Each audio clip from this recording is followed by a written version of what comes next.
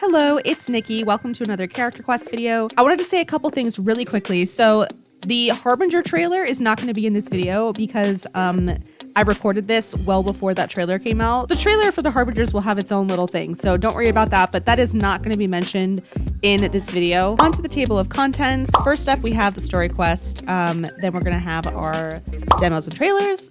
Thirdly, we're going to talk about the voice lines, the lore, all that stuff.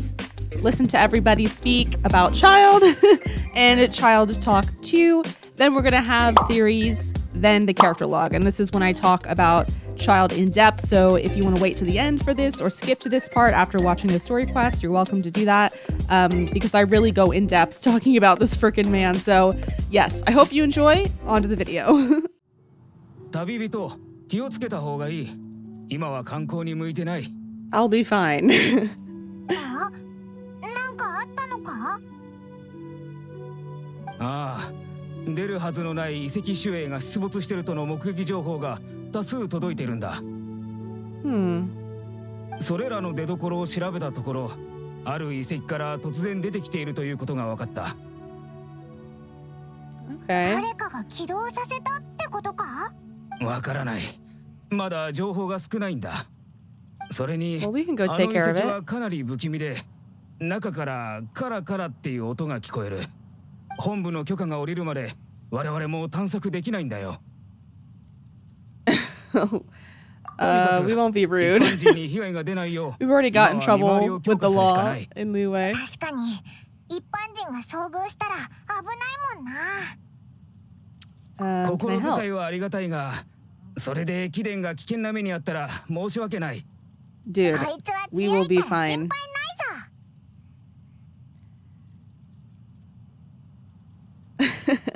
I know a little self-defense. それなら山腹で遺跡守衛の足跡を見かけたんだが、通行人に注意することで精一杯でまだ調査できてないんだ。Okay, well, then let's go. それを調査してほしいんだな。任せろ。洗顔廊下揺るぎない。ありがとう旅人。見回りが終わったら俺も合流する。Okay. That was very formal, but I appreciate it. Mighty Cyclops adventure. Okay, I don't even know what to expect. Other than this is Child's character quest. Let's check out what the situation is. Oh, I see the tracks. わあ、大きい足跡。きっとこれがあの兵士が言ってたものだな。I really am so curious how this is going to go because the last time we interacted with Child did not go well. ここにもあるぞ。どうやら遺跡守衛はこの辺りで活動してるみたいだ。Like, really bad. As in, he tried to murder us bad. He set an ancient god on Liyue Harbor bad.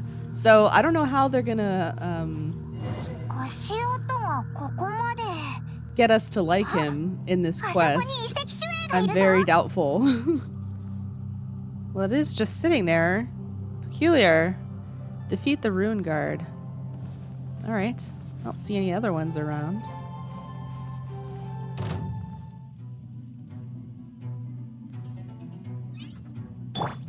Take your time. 雨描きがたし。一丁上がり。 I don't think that I saw another one though. まだいるかもしれないしな。We can do that. I don't know what to think about Child. You know, like, I'm coming into this pretty pessimistic. Is that a child? Okay, we need to get him away from that. すごく大きい。 From this. かっこいい。 Awesome. Are you like Timmy? 変わった格好をした子供だな。こんなに近くで見たのは初めてだよ。 Is it? Why is he wearing earmuffs? Or a hat that's like fur? Is it cold outside? そう。毒願望は超強いんだ。悪い奴は逃がさないし。 What? I think you're misinformed. 毒願望？そんな可愛い名前だったっけ？ Oh, he calls the rune guards お兄 Mr. ちゃんが教えて Cyclops. くれたんだ。僕のお兄ちゃんはおもちゃ屋の販売員でね、こ Oh ういうのを売 Lord. ってるんだ。今リーユへのおもちゃ研究所にいて、毒願望はそこで生まれ Institute たっ of て。 Toy Research, where the Mr. Cyclopses come from. お姉さんもおもちゃ好きだよね。飛んでるそれは最新型かな。話せるんだね。He's talking about Paimon. そうだ Yeah, そうだ。 we have to be honest with him so he doesn't get ご hurt. 苦労さん。何か。おや、この坊やはよその国の子かい？さっき知り合ったんだ。坊や、この辺りに人殺し機械が出没してるんだ。危ないぞ。Yeah. 人殺し機械ってこんな感じの？ Yes. そうだよ、こいつもだ。動き出したらまずいぞ。人殺し機械なんかじゃないよ。毒願望は正義の味方だ。 Oh Lord. 毒願望？お姉さ Listen, ん、 we're as lost as 毒 you. 願望の悪口を言ってる人は悪いやつだから相手しちゃダメだよ。坊 No. や、俺はただ心配で。 Let me see if I can 子供の相手は talk some 苦手なんだ。 sense. この子のことはオイラたちが何とかするよ。ああ、助かる。俺は見回りを再開するが、その子を安全な場所に連れて行ってくれ。ここは危ないんだ。It really is. We need to get him away from the rune guard. It's giving me anxiety. 毒願望が悪いやつを追い払った。 Oh gosh. What's your name? あ、僕はテウセル。お Tuser. 兄ちゃんを探すためにスネージラヤから来たんだけど、居場所がわからなく No. て。 This is Child's brother. Okay, this all makes more sense. Oh Lord. Why didn't I recognize it immediately? He looks exactly like スネー Child. ジナヤか。 Oh Lord. そうだ、こういう時は、はい。What is he giving us? なんだ、重いぞ。これはお兄ちゃんからもらったんだ。これを気になる人に渡せば相手も優しくしてくれるって。 What? That sounds like a horrible thing to do.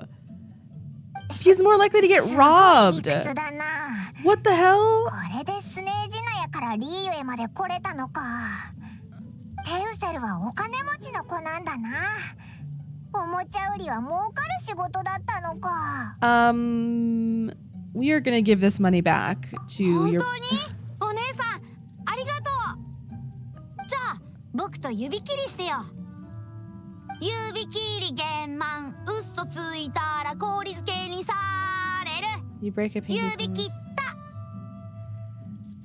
The frost will freeze your tongue off, so never lie again. スネージナヤらしい指切りの歌だ。しばらく子守りするしかなさそうだな。でも、どこを探せばいいんだ？ Definitely the bank. おう、いいアイデアだな。もう出発するの？お兄ちゃんに会えるかな？ This is gonna be interesting because the last encounter we had with Child was him maniacally laughing and setting an ancient god on a city full of innocent people. So I'm pretty hostile towards Child right now. His brother obviously hasn't done anything wrong, but it's interesting how Child has said that like the rune guards are the good guys, or I guess he was just trying to maybe not scare his brother. Maybe? I don't know. He also said that he was a toy maker. Unless Tuser is talking about another, if like Child has multiple siblings, I don't know. It's gonna take more than a little brother to get me to come around to Child for sure. 講師様、それはよろしくないかと思います。一回だけだしいいじゃないか。He's literally talking to Tui. こいつもいるのか。 Does his brother think they're all just toy makers? お兄ちゃんお兄ちゃん。この声まさか。ああ、テウセルだ。Okay.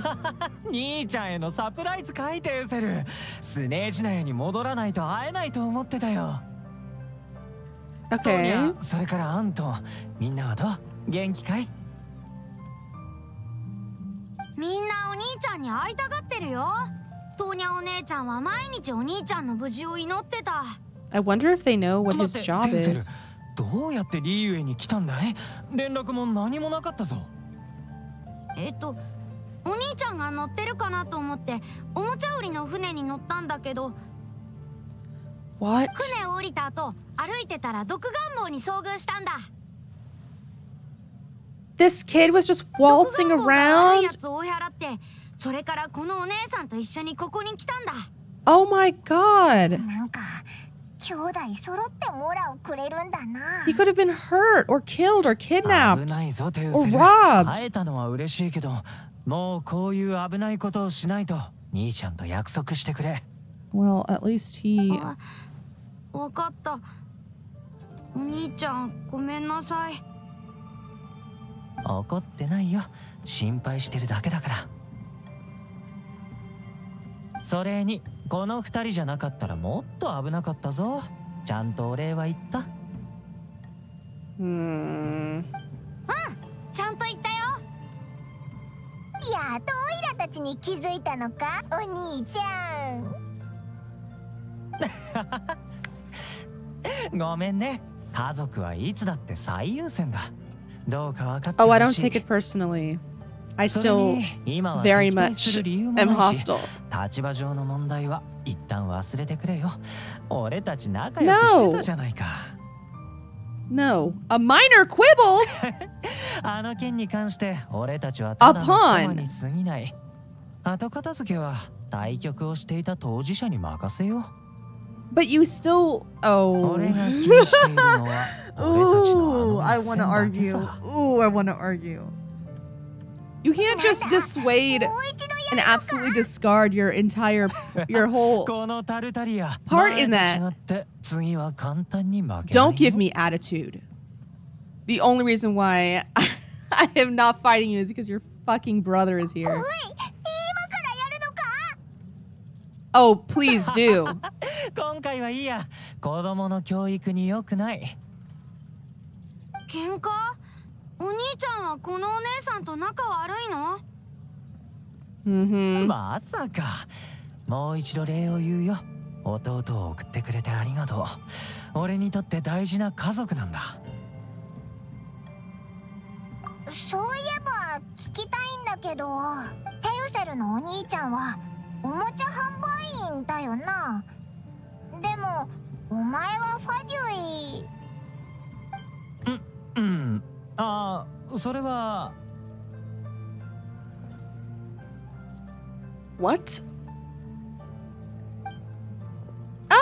Back up. 子供にとっておもちゃ売りは人気のある仕事だろ。 Okay, so そ you're れに lying 家 to 族に your はファデュ brother. イ国の闇に触れてほしくないんだ。 Are you worried about his 俺が innocence, or are you 情報に worried 使わ about れている him こ not とを知 seeing ってい you る in the 家 best 族もいるけ light? ど、末っ子のテウセルには Oh, he's the only one? 俺はスネーシナヤで一番人気のおもちゃ販売員。今はリーユへのおもちゃ研究所に所属してるんだ。 Mm-hmm. ああ、お兄ちゃんすごい。毒願望の相棒だもんね。 Mm-hmm. Mm-hmm. テウセルの Back 前 up. では合わせてほしい。頼む。そうだ、エカテリーナ。回収の件、今から出発するから。逃げようとしてるじゃないか。しかし恋様に借金回収をさせるなんて、それは Debt collection. 仕方ない。賭けであのデッドエージェントに負けたんだから、体を動かしてくるよ。おもちゃを売りに行くの？ああ、テウセルと一緒にいたいけど仕事があってね。このお姉さんに相手してもらおうか。 Oh, you're gonna be shucking this off to me. お前んちの家政婦か。このお姉さん好きだよ。それに一緒にいてくれるって指切りしたもん。うん、テウセルは君のことが好きだって。それに一緒にいるって指切りしたらしいね。 We will do this for Tusser only 頼んだよ。 because he's あと innocent. このモラを受け取って活動資金としてね、テウセルにリーウェイを案内してあげて。何かあったら俺は聖教羅付近の川辺にいるから。ではまた。 Listen. I really don't like how he tried to dissuade or kind of say, hey, I didn't really have a choice in that. I was a pawn.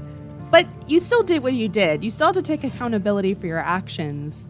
Not to mention, you trying to kill us.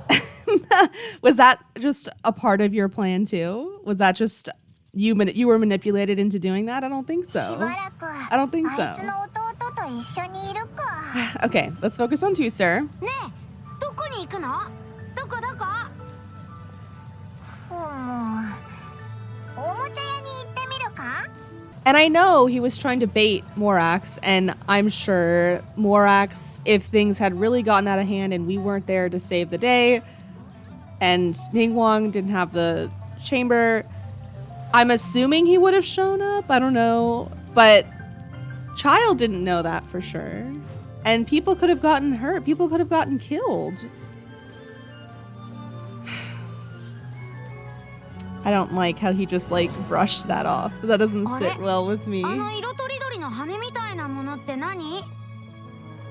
タコだよ。リーユエで大人気のおもちゃだ。珍しいお客さんだね。その服、スネージナヤから来たのかい？へへ、そうなんだ。このタコってお Isn't も he ちゃは hot? どう遊ぶの？ I can't imagine it's 風が吹い cold. ている時に right now. それを空に飛ばすと高く飛ぶの。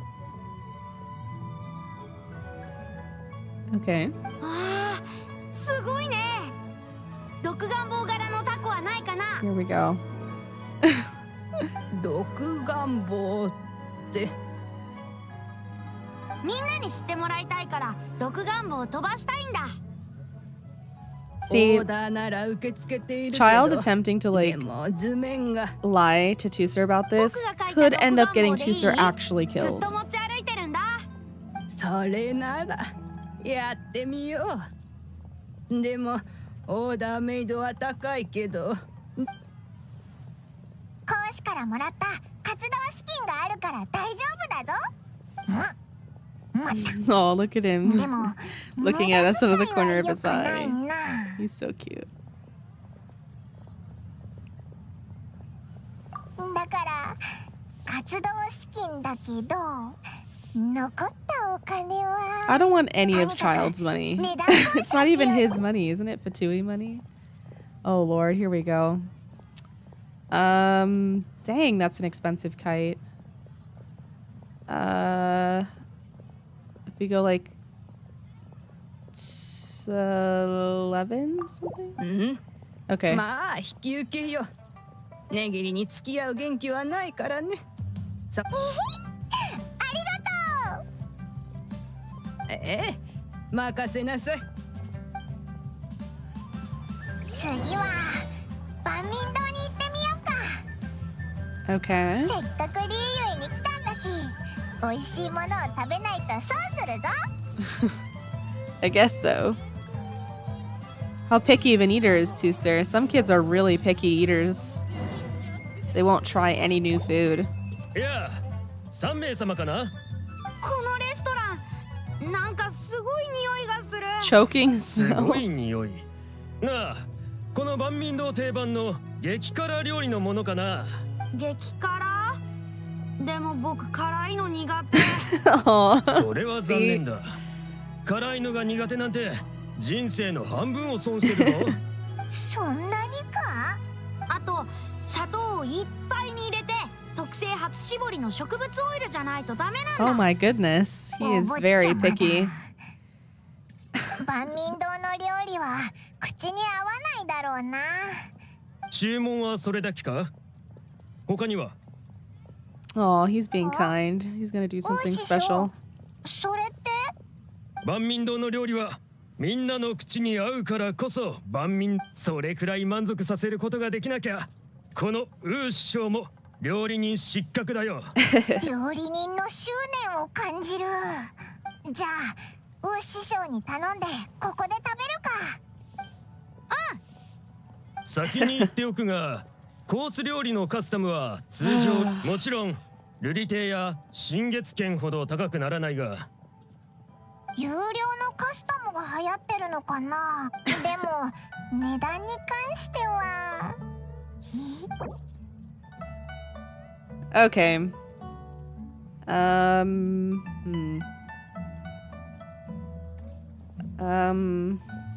Maybe we do like about half. 参った。他のお客さんの食事に影響を与えたくないから。やったー。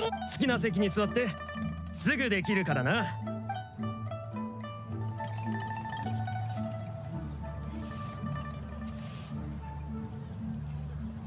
I wonder what it was that was made. 甘すぎる。 I have a sweet tooth, so ちょうどいいかな。 I probably would have こ liked の味は whatever 豆 it 乳お姉 was. ちゃんの料理とそっくり。でもリエユへの料理をテウセルに食べてもらうた Wait, め hey, に hey, 来たの with に。 kids, you gotta just まあいいや。 go with the flow sometimes. 次はどこに行きたいんだ？不当がいい。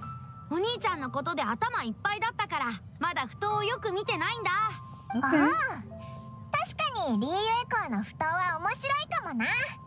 We should hold his hand. I feel like he's gonna run off, especially in like a busy place.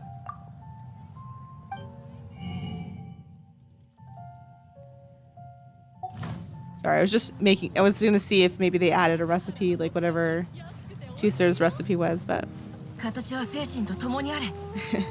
I feel like, yeah, we would need to hold his hand. Tuser has a habit of running off on his own.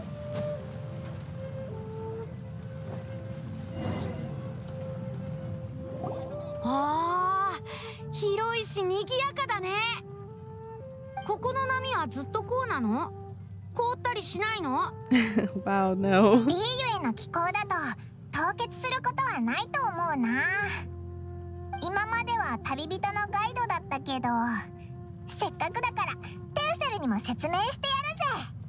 ここはリエユエのビジネスの要所で貿易を中心に発展するリエユエ港は七国最大の貿易港なんだ。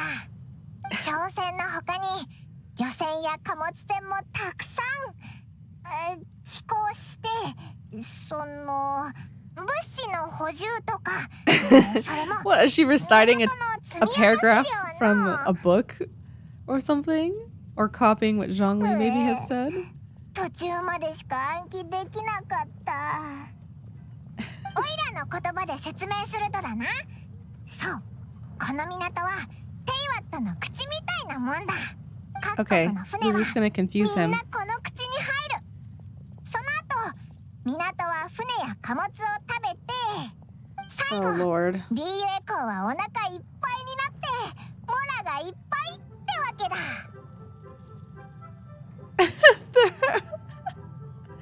Oh my 大 gosh. きいフックは何？見てみたい。 No, come back! This is, see? Exactly, this is why we should be holding his hand. てか、 No. 話聞いてなかったな。 I knew this would happen. I knew he would run off. Oh my gosh. He's almost as tall as Singcho. Let's get Kaya out. He's used to running after children, right, Klee? 大きいフック。近くで見たらもっと大きい。これは怒りといって船を止めておくために使われるものだな。怒り。覚えた。でもやっぱヒゲ船長と似てるな。 Commodore 船 Hook. 長？変わった名前だな。 Well, 毎 Commodore 年 is a 僕の誕 captain. 生日にお兄ちゃんは大きいおもちゃをくれるんだ。ヒゲ船長、鋼のジャック、アイ Iron アントニー、 Tony. みんな庭に置いてるんだ。The backyard?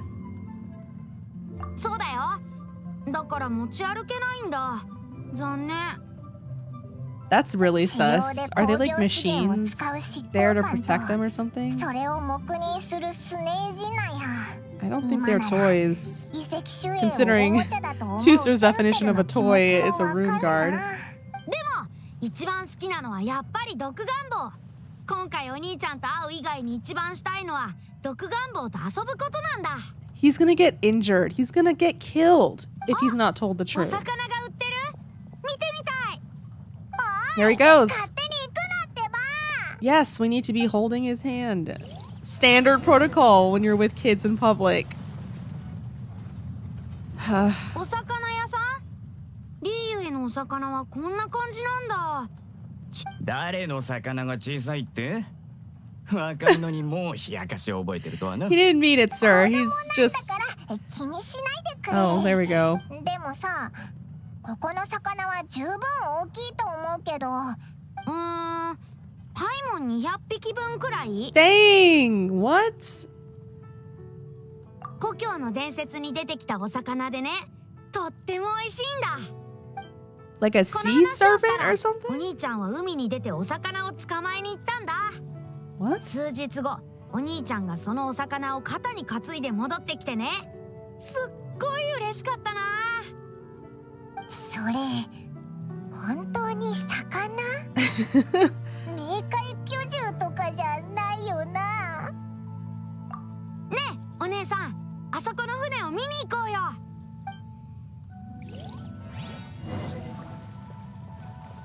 Okay, at least he's not darting off. He can keep up. Oh, what's wrong, baby? どうしたんだ？疲れたのか？ He probably misses his brother. お兄ちゃんに会いたい。 Yep. Didn't he want to do all this with his さっき会 brother? ったばかりだろ。でも会ってすぐに別れたんだよ。 I mean, he literally ねえ、 crossed お兄ちゃんに合わ nations せ to て。 get here for お his 願いだ brother. から。よし、結構長くテウセルの相手したしな。講師は聖境裏の川辺にいるって言ってたし、探しに行ってみるか。やったー！行こう行こう。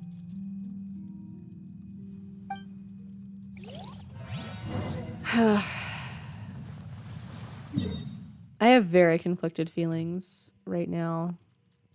Obviously, it's not like there's nothing wrong with Tusser, but I understand that you want to protect a child's innocence in like to an extent, especially when they're young and they would struggle to understand bigger, complicated concepts.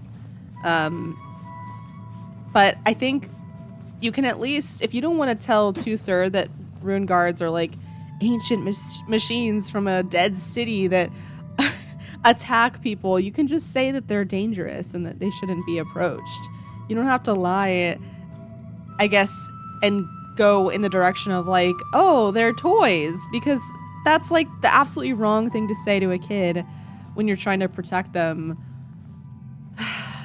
and not tell them the whole truth. You know what I mean? There's ways to go around it. I just think that you're further endangering him by lying the wrong way. Does that make sense? いた！講師はあそこだ！強盗団の人と話してる？君たち、俺がここに来た理由、わかるよね？いきなり何なんだお前。仲間になりたいならはっきり言うが、お前みたいなチャラいやつはお断りだ。Dandy kid? What the hell? 想像力が豊かだね。スネーシナや女皇陛下の名において君たちの無礼を許そう。さあ、我が名を聞くがいい。お兄ちゃん！ This is very interesting, this dynamic. 今おもちゃの営業してるの？ And how it's すごい。 uncomfortable お兄ちゃんの仕事しているところを見てみたかったんだ。 child is right now. 我が名は、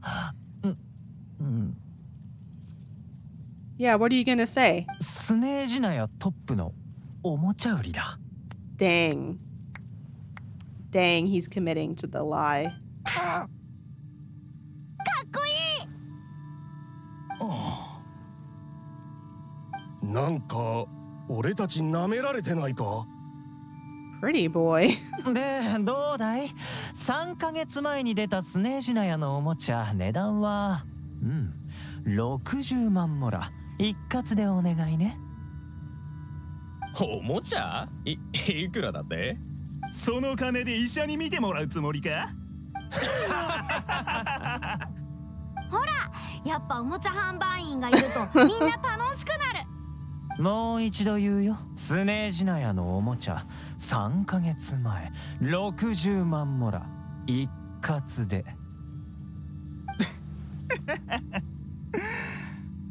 おもちゃ売りさんよ。同じ冗談も2回目は面白くないぜ。それとも単に殴られに来たのか？はあ、話が進まない。こうしよう。俺がしばらく君たちの仲間に入ってあげるから。 Wait, what? ますますわけがわからない。お前ごときが砲塔団に入れるわけないだろ。では、実力を証明するチャンスをくれないかな、先輩たち。一応自信があるからね。What's the plot here? Like, what is he 諦めの doing? 悪いやつだな。Is he just trying to avoid お前の実力を見せても violent らおう。 conflict because of 俺たちがこ Tuser's こにいるのは presence? この付近でお宝を見つけたからだ。しかしそのお宝は手強くてな。俺たちの前でそのお宝を手に入れたら認めてやる。もちろんそのお宝は俺たちのもんだからな。冗談はやめろよ、兄貴。入団テストってことだね。面白い。他人に試されるなんて久しぶりだ。お宝は向こうの崖だ。お前の本気を見せてもらおうか。問題ない。君たちこそちゃんと見届けてくれよ。I wonder, I'm assuming Child would have resorted to violence immediately when they refused to pay if Tuser wasn't here. Oh, or Child. I'm wondering if Tuser wasn't here, if Child would have immediately just tried to kill them because they were like obviously disrespecting him or whatever. I don't know. Because Child is a very prideful person, it seems. His pride, though, doesn't extend enough. Like, the lie he wants to maintain for Tuser seems to be prioritized over his ego, which is interesting and unexpected. But it still doesn't negate. Oops. It still doesn't negate everything he's done, though. That's the thing.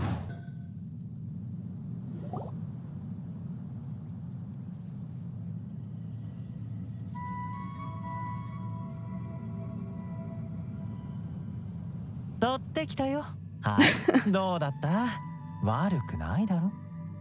兄貴どうするんだ。こいつただものじゃないぞ。旦那、話し合うから少し待っててくれ。入団テストなんかじゃない。あいつ自分の武力を誇示してるぞ。正直俺ら3人がかりでも勝てそうにない。 How, though? He didn't show any fighting prowess. He just flew around. 強盗にあったんじゃないか。でも右霊だし、さすがに俺ら報道団を狙うわけ。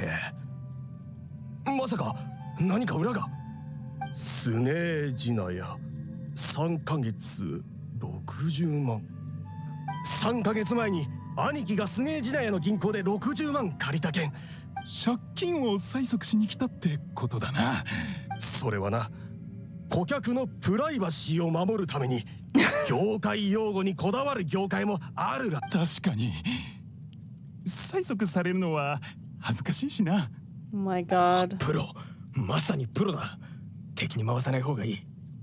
その販売員さん、すまないが報道団には入れること。おや？不合格ってことかい？報道団って案外厳しいんだ。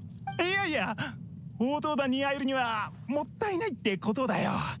おもちゃの状況は把握した。60万後で支払いに行くから。なるほど。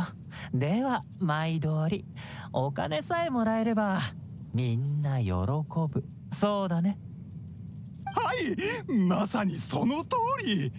わあ、さすが Wow, お I 兄ちゃ can't ん believe he just handled all that in that way and then it just worked コシさん out. はここにいらっしゃいましたか。 Oh, here 先 we 日 go. 新兵が。ちょっと君、今お客さんがいるのが見えないかい？客？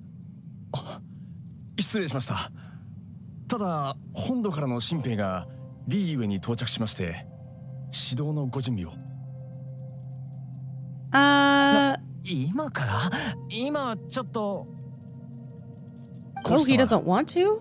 大変申し訳ございませんが、新兵はもう霊区間の方で待機してます。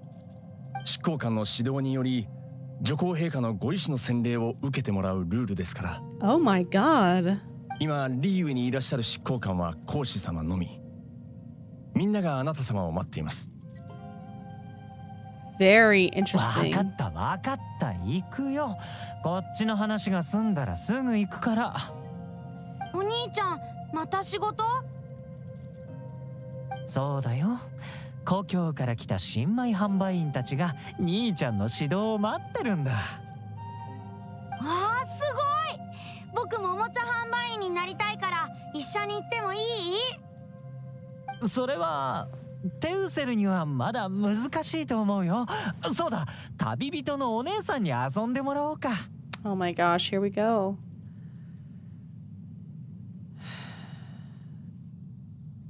でも But his brother is fucking cute. 先 Look に at 行くよ。 him. テウセルの他に兄ちゃんを待ってる人たちがいるからね。 I'm being また後で quiet ね。 because I'm trying to just pay attention to what's going on. But I think Child's kind of like annoyance at having to go do this favor or at least orders from the Sarista to like initiate new 相手してあ recruits げられないなんて is interesting. あいつも大変だな。 Yes. Yeah, だよな。 it'd be a lot less おもちゃ of a 販売 hassle. 員とか言うから家族に闇を触れさせないために Yeah. ここまでするとは I'm sensing there な。 might be some shame attached to this, まあリーユ which に is いる間 unexpected, は honestly. 少し合わせてやろうか。ところで Oh my god. Oh my god. I knew this was gonna 話に集 happen. 中してたらテウセルがいなく Oh, probably followed his brother. ありえる。あいつの Well, 話を this 聞 is きたい gonna って go 言 well. ってたし、 This is gonna go real well. あいつのところに行ってみよう。 I just think this is introducing a lot of new, I would say, multifaceted sides to Child, but I still don't know how to feel about it because I remember so distinctly him being like, "You're worth nothing to me" in the Golden House. He said this, and he was talking about how the Harbingers have to do what they have to do, and he seemed so ensnared in those toxic ideologies, but now we're seeing this side of him forcefully brought out by his brother, and he feels, I don't know, shame possibly. Like the emotional whiplash and the gaslighting I feel like I'm experiencing right now is very frustrating, and I don't know what to believe. Obviously I don't hold Tusser in any poor regard because he's a literal child, but I don't know how to feel about Child's behavior. あ、テウセル、やっぱここにいた。 Don't ever run off like 静か that にお again. 兄ちゃんが話してるんだから。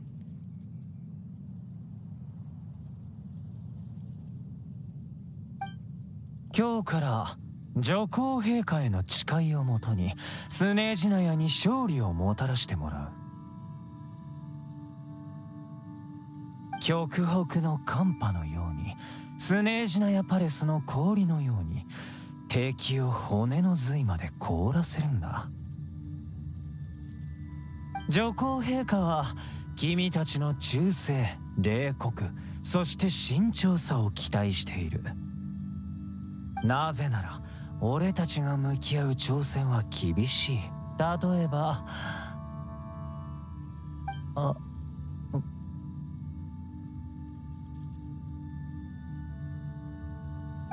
Right there, that moment, that look, that hesitance, that was hella important. Ooh. リーユへの地では毒願望のライバルになるからね。I was not expecting him to switch. タコは面白かったね。I think it says a lot towards that theory that he might feel shameful about what he does or who he is, at least when it comes to his brother. Because he's even doing this in front of his own recruits. As a person of power. 俺の命令に従ってもらう。命令に従わなければ裏切りとみなされ、裏切りの代価としてリーユへの支部をクビになる。Wow. うわ、厳しい。クビになったらきっと悲しいよね。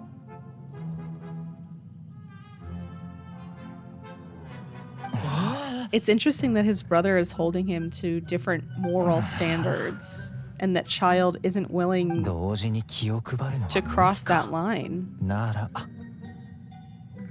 いや、直接実践訓練に入ろうか。実践訓練？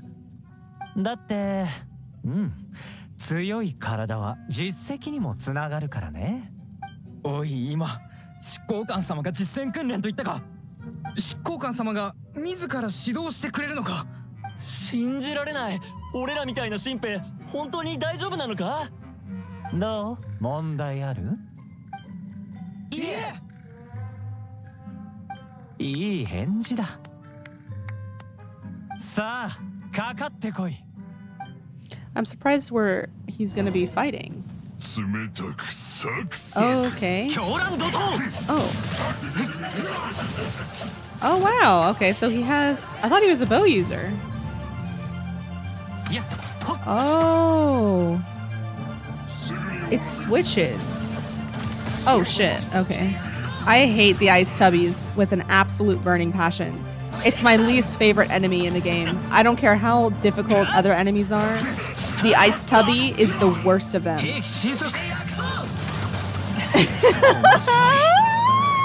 I'm sorry, my brain is not in like combat mode right now. I was like really thinking on Child and his situation. I was not at all focusing on the battle. Wow, I haven't struggled this hard since Raiden's fight, really. Okay, let's get him up just so we can see. Okay, of course his auto attacks are missing. Ah! Damn it! Oh, here the ice tubby comes. I don't know how to use him. Oh my god, I suck with bow users. Okay, I upgraded everyone's artifacts.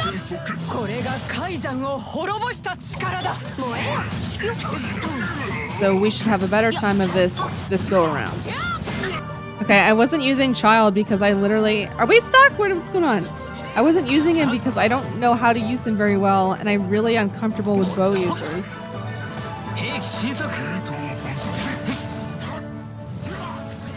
And I don't understand this, like, elemental switch, like the burst, or not the burst, but the E-skill switch.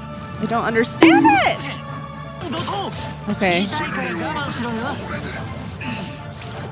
Okay.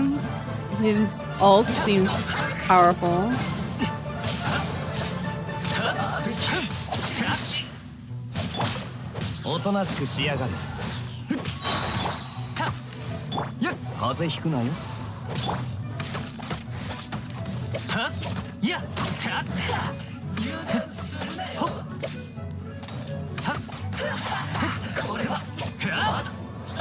Oh my god. No! Is that another ice tubby? Oh, it's a water one. Oh, great. They heal. Okay, so he has 2 ults, I guess. It's interesting. Okay.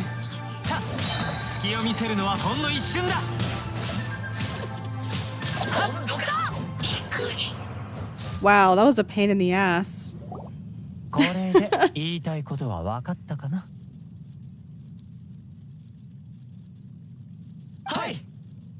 君たち、俺、つまり新兵としてなかなかやる方だ。感謝します。執行官。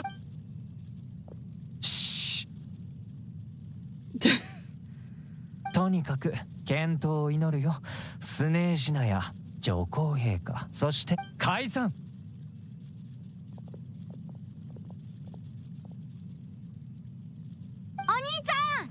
お兄ちゃんすごい。ん？テウセルも来てたんだね。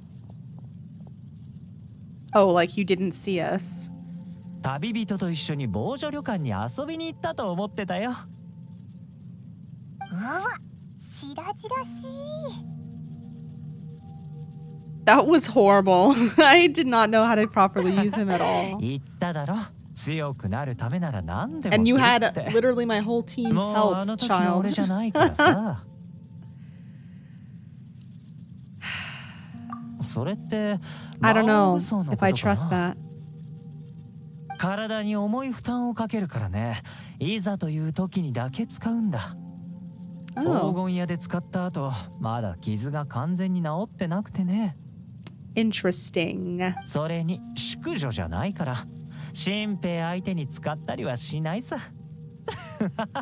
Well, you used it against us, so 魔王 that's nice to know. 毒願望よりも強いの？確かにそういうことになるよな。僕も戦ってみたい。お兄ちゃんみたいにかっこよくなりたい。かっこいいからすることじゃないよ、テウセル。戦うの意味を理解しないと強くなれない。教えてもいいけど、何のために戦うかちゃんと考えないとね。Doesn't he just want to fight because he likes the thrill of battle? That's not exactly something to fight for. That's just the enjoyment of fighting. トーニャお姉ちゃんを守りたいんだ。Or that's at least what he told us. いい答えだ、テウセル。スネージナエに戻ったら教えるよ。これからはトーニャを守ってくれるよね。任せて。わがままじゃない時のテウセルはいい子だな。結構リーウェにいたし、そろそろテウセルは帰った方がいいんじゃない？でもお兄ちゃんはずっと仕事だし、まだ一緒に遊んでないよ。テウセル、兄ちゃんは忙しいんだ。それに旅人のお姉さんと旅をしたんだろ？もうごまかせないと思ってるだけだろ。じゃあさ、一つ願いを叶えてくれたら僕ちゃんと帰るから。誰にこんな値切るような駆け引きを教わったんだい。でもいいよ、言ってごらん。Probably a good thing. ここのおもちゃ研究所に行きたいんだ。Oh boy. まさか What is he gonna say 例 now? の遺跡守衛が出てくる遺跡じゃないよな。A frickin' risky いいよ、 wish. テウセルは俺のためにわざわざリーウェに来たんだからね。弟の願いをちゃんと叶えてあげないと兄ちゃん失格だもんな。He's purposefully gonna take him somewhere potentially extremely dangerous just to keep up the lie? 本当にいいのか？テウセル No. をあんな場所へ。お姉さんも一緒に来てよ。今回は僕が案内する番だ。おもちゃ研究所。レイク館にあるあれだね。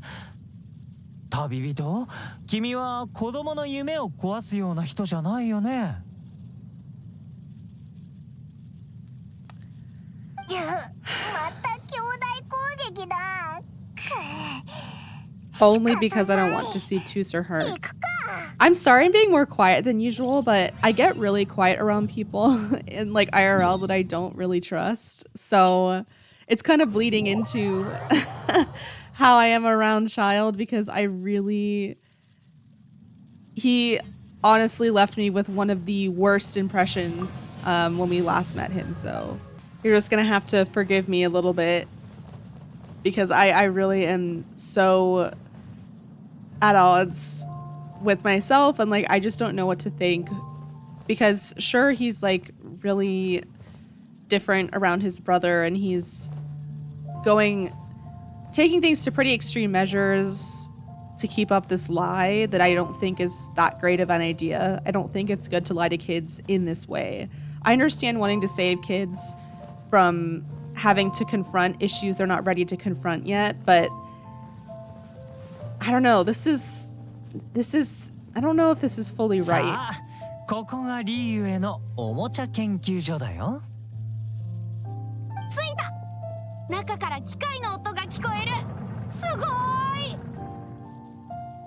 ここは一体何なんだ？なんでこんなとこ知ってるんだ？前に資料で見たんだ。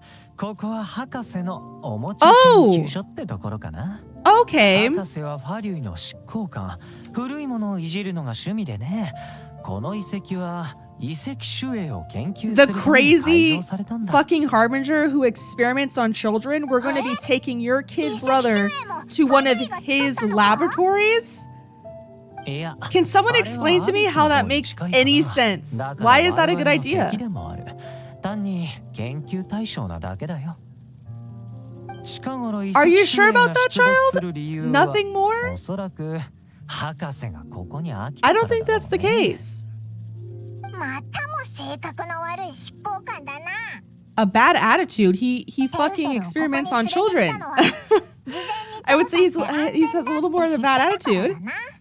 いや、実はこの研究所の中がどうなってるかは全くわからないんだ。 So we're walking into a place you don't know from a guy who's despicable, and you're just hoping it's gonna be fine. まさか危険があったら俺が代わりに受け止めるよ。弟に But why 傷一つ invite the つけさせ trouble to ないさ。 begin with? Why even invite trouble? Why? Why risk it? Why risk it? それにテウセルも戦う意味を理解するからね。この意味は何年も Unless 俺 child の does 心 child の重 know しにな what ってきたわけ Dotori's だし。 done? Like from the manga and what Dotori did to like Caeli and stuff. Does child know that? Okay, you can't tell me that all of that you said in the Golden House is not true then? Because all he said about fighting in the Golden House was that he lives for the thrill of battle and that's it and nothing else matters. But now he's saying that he fights for his family? お兄ちゃんたち何話してるの？早く案内してよ。任せて。 This is such a bad idea. This is so irresponsible.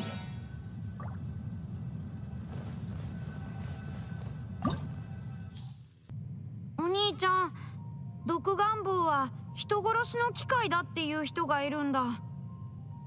まさかテウセルもそんな怖い言葉を信じてないよね。 Oh my god. Yeah, just further instill そうだよね。 that rune guards are 毒願望 fine. は悪いやつを倒して世界を守る僕の大好きなおもちゃだもん。God. うん。 This is stressing me out, like 守ってくれ actually るからね。 stressing me out. そうだね。毒願望と遊んでくるね。Yeah? No! No! テウセル走らない。 At least Child sounded like he was panicking, as he should. しまった。テウセル、大丈夫かな？ God. We need to find a way あっちに in. 道がある。急ごう。 Yes, with all haste. Child brought this upon himself. 兵器神速。 Oh shit. Whoops. I'm literally panicking. I panic ran off the edge of the cliff. No!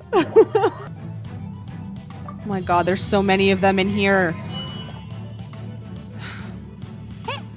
扉が開いた。お兄ちゃんが開けたの？ Baby, please don't move from where you are. Wait for us to come down and get you. Oh no, you ran off! Oh, my heart rate! No, it's not that you spoiled him, it's that you lied to him about the danger he's in. That's the difference. How do we get down there? We could definitely fit through here. Fuck. Okay. We need to go that way.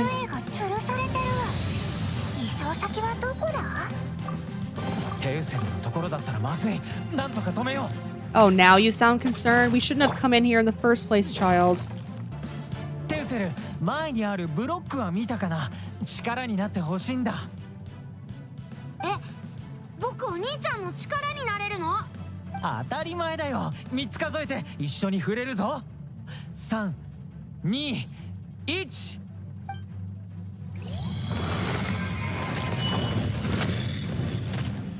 Oh god.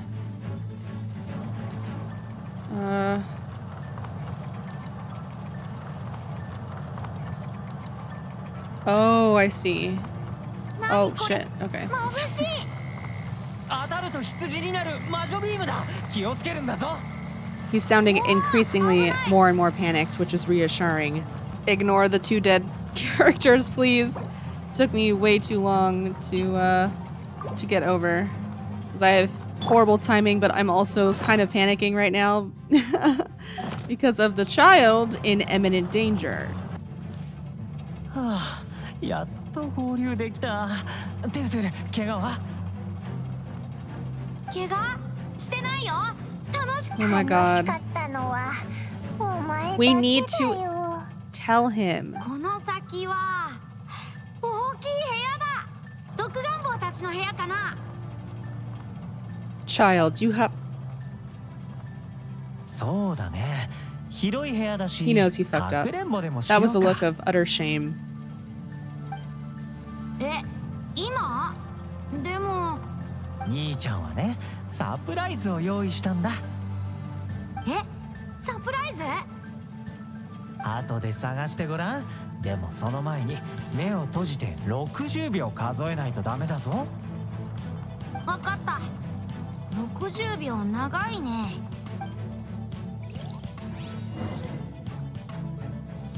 Oh, great. Yeah. This is not looking great. I did bring Chi-Chi because I did foresee that I would struggle in here. So we aren't completely out of options. But my Chi-Chi isn't built, like, at all. So it'll be like bare minimum. I also don't really know how to use her. 60、59。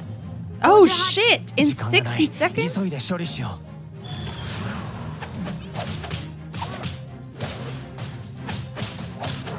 48、47、46、45。お兄ちゃん、なんか聞こえるよ。それもサプライズだ。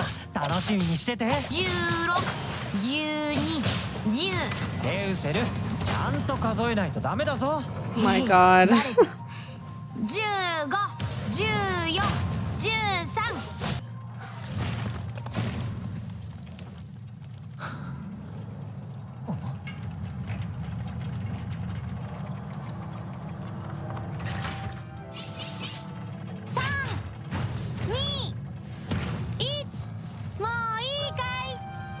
あと10秒欲しいな、テウセル。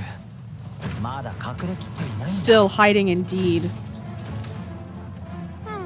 仕方ないな、お兄ちゃん。わかった。10秒だけだよ。10、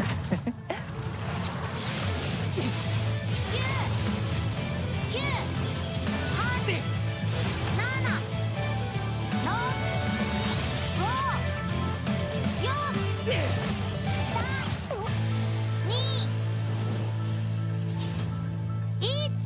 目を開けるね。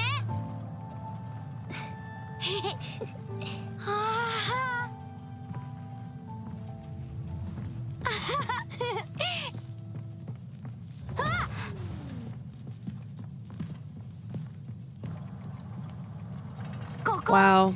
夢で見たのと同じ He pulled 願 out. 望の世界だ Where is he? He pulled out his わ Cow あ Legacy. 本当に遺跡種影をおもちゃのように扱ってる。でも無理やり魔王武装を使って He あいつの listen. 体は He literally forced himself into this corner. This is due to his 独眼竜 own がもう少し小さかったら持って actions. 帰りたかったのにな。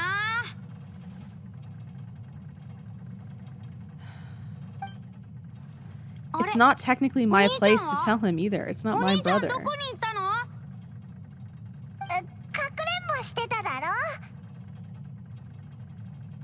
そっか、嬉しすぎて忘れてた。じゃあお姉さん、一緒に探そう。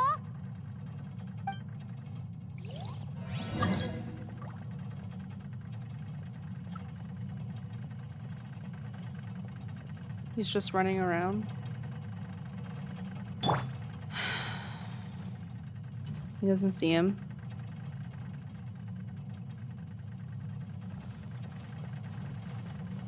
All right, let's go have this conversation. 君たちでよかったよ。怪我したまま魔王武装を使うのは思ったより骨が折れる。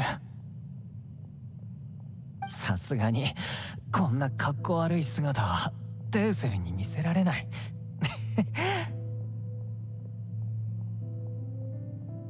俺はただいかなる試練からも逃げないだけさ。I pity you. I こ pity れ you. がこのタルタリアが強くなる理由だからね。それに子供の夢は壊れやすい。放っておいたら知らないうちに壊れてしまう。だから守らないといけないだろう。 Child, truth is the purest form of love. 約束したら守る。悪いことを知ったら謝る。Never apologize to me for trying to fucking kill me. 与えた夢はちゃんと最後まで守る。 You're defending a lie, not a dream. あいつは俺の大事な弟だからね。 It's like he doesn't have faith that his brother would love him if he wasn't a toy ど seller. うした？何か君の思い出を蘇らせたかな。 And that's not trust, that's not love, that's fear. And fear そんな only. に弱ってるのにカッコつけるな。早く医者に行った方がいいぞ。 I'm now realizing Child is a deeply insecure person. いい案だね。でもその前に Wow. これをテウセルに渡してほしい。 He's not even gonna see him. これは独眼棒の人形？ああ、鍛冶屋に作ってもらった。帰国後に渡す予定だったけど、今は旅の記念品としてちょうどいい。I don't know if he's being admirable or cowardly. こいつの家 That 族 is っ yet て to be 幸 seen. せだな。 Because what I've seen so far is that his それと desire to protect them is 俺が何も言 misguided. わずに消えることへのフォローも頼む He's よ。 not doing it in the right way. 手伝ってくれるよね。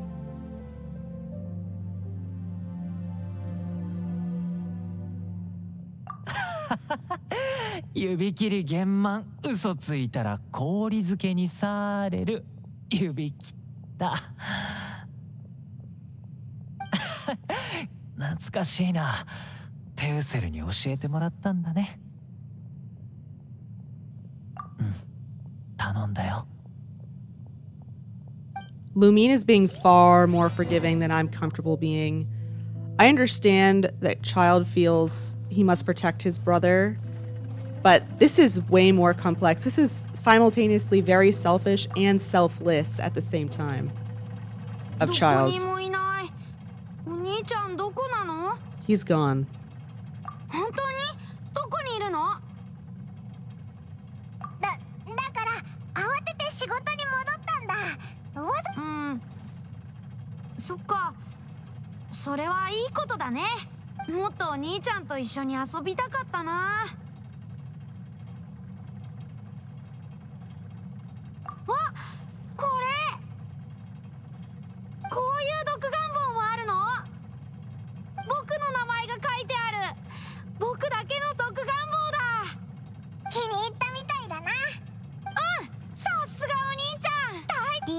川に来てお兄ちゃんに会えて、おもちゃ研究所の見学にプレゼントまで、最高の旅だった。これで満足してスネージナヤに戻れるな。 Is he gonna be escorted or is he gonna be going by himself again? 嫌われそうだもん。行こう。 Yeah, I have very complicated feelings about that. Very complicated feelings. I'll get more in detail about it in the character log at the end. 旅人様、テウセル様、お待ちしておりました。あいつの部下か？ええ、講師様の命でテウセル様の帰国の件を担当します。こちらへ。誰？知らない人についてっちゃダメだってお兄ちゃんが言ってた。But you were quick to trust us, and yeah, he did. He said to go around giving strangers money, and they'll treat you right. In the very beginning of the quest. お兄ちゃんの手紙に書いてあったんだ。トーニャお姉ちゃんが読んでく He れた wrote の。 about us? だからすぐに分かったよ。名前は覚えてないけど。ただの偶然じゃなかったんだ。 Interesting. ないよ。気になる人がいて一緒に旅をしてみたいってお What? 兄ちゃんが言ってた。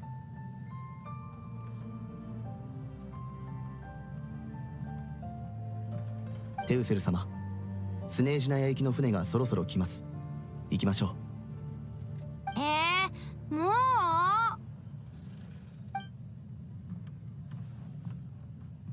じゃあお姉さんバイバイ。僕待ってるからね。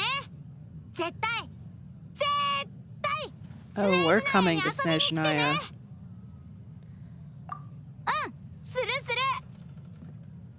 指切り玄満、嘘ついたら氷漬けにされる。指切った。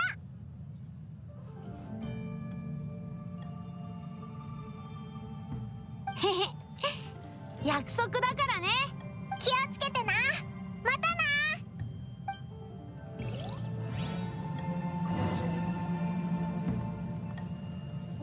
He watched that whole thing. I knew he was. ああ、いたんだな。なんで隠れて出てこなかったんだ？別れは大事なものだ。今の俺、このかっこ悪い姿がテウセルの記憶に残ったら大変だ。直接別れを告げられないのは確かに残念だけど、はあ、本来なら俺が家まで送るべきなんだけどな。部下がついてるとはいえ、やっぱ不安だよ。弟を溺愛しすぎじゃないか？ He has every right to be concerned, Paimon. I don't know what you're talking about being テウセルを spoiled. 君たちに任せた時は安心できたけどね。少し前まであんなにやり合ってたのに。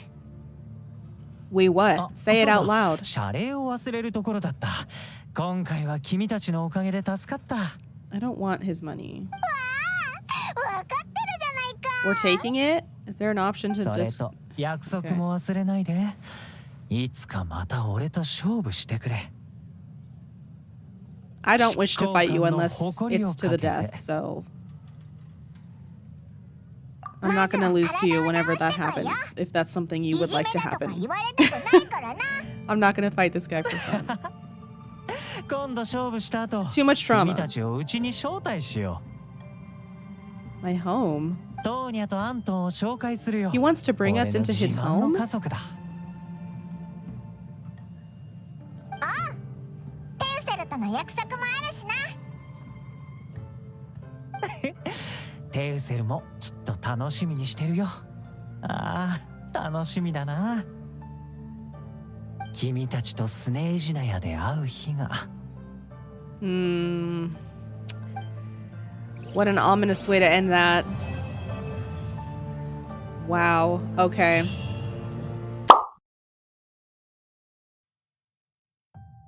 Dearest sister, I've been away for so long, I've almost forgotten the cold of our home. You know I grow restless when life is ordinary and boring. Though in Liyue, fuses of excitement can be found everywhere, just waiting for the right spark.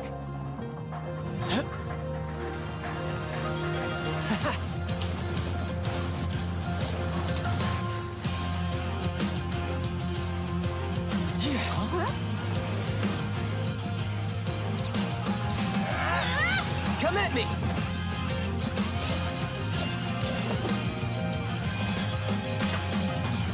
Not much of an adversary, but enough for a sideshow, I guess. Time to end this! Now's our chance! That's so?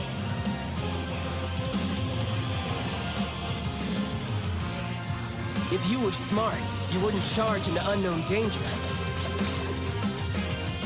It'll be an easy victory, but I still won't hold back. Your brother has just been taking care of some trivial matters here, really. But Tonya, rest assured. The future that Tsaritsa desires, the future the people of Snezhnaya desire, it will be had. So he writes to his family a lot, but that was ominous. The Fatui from Snezhnaya are known to make waves wherever they go in Teyvat, and Tartaglia is a driving force within them. Of the 11 Harbingers, 10 concern themselves with clandestine operations. Tartaglia is the sole exception. Rather than lure his enemies into a trap, he prefers to face them head-on in one-on-one combat. The wind is picking up. There's conflict in the air. His reputation precedes him. Child is known far and wide as a fearsome warrior, well-versed in a variety of fighting forms. He can switch stances at will, and has 2 distinct modes of attack at his disposal. When Tartaglia is in your party, all characters' normal attacks gain 1 level, dealing increased damage as a result. Tartaglia is weakest with a bow, so he chooses to use one precisely to overcome this weakness. Interesting. His normal attack can combo up to 6 consecutive And shots. I guess it was canon that I was failing fighting the recruits. His child also apparently sucks with a bow. Hydro energy accumulates on the arrowhead. A fully charged arrow will deal hydro damage to enemies on impact, and also apply the Riptide status to them.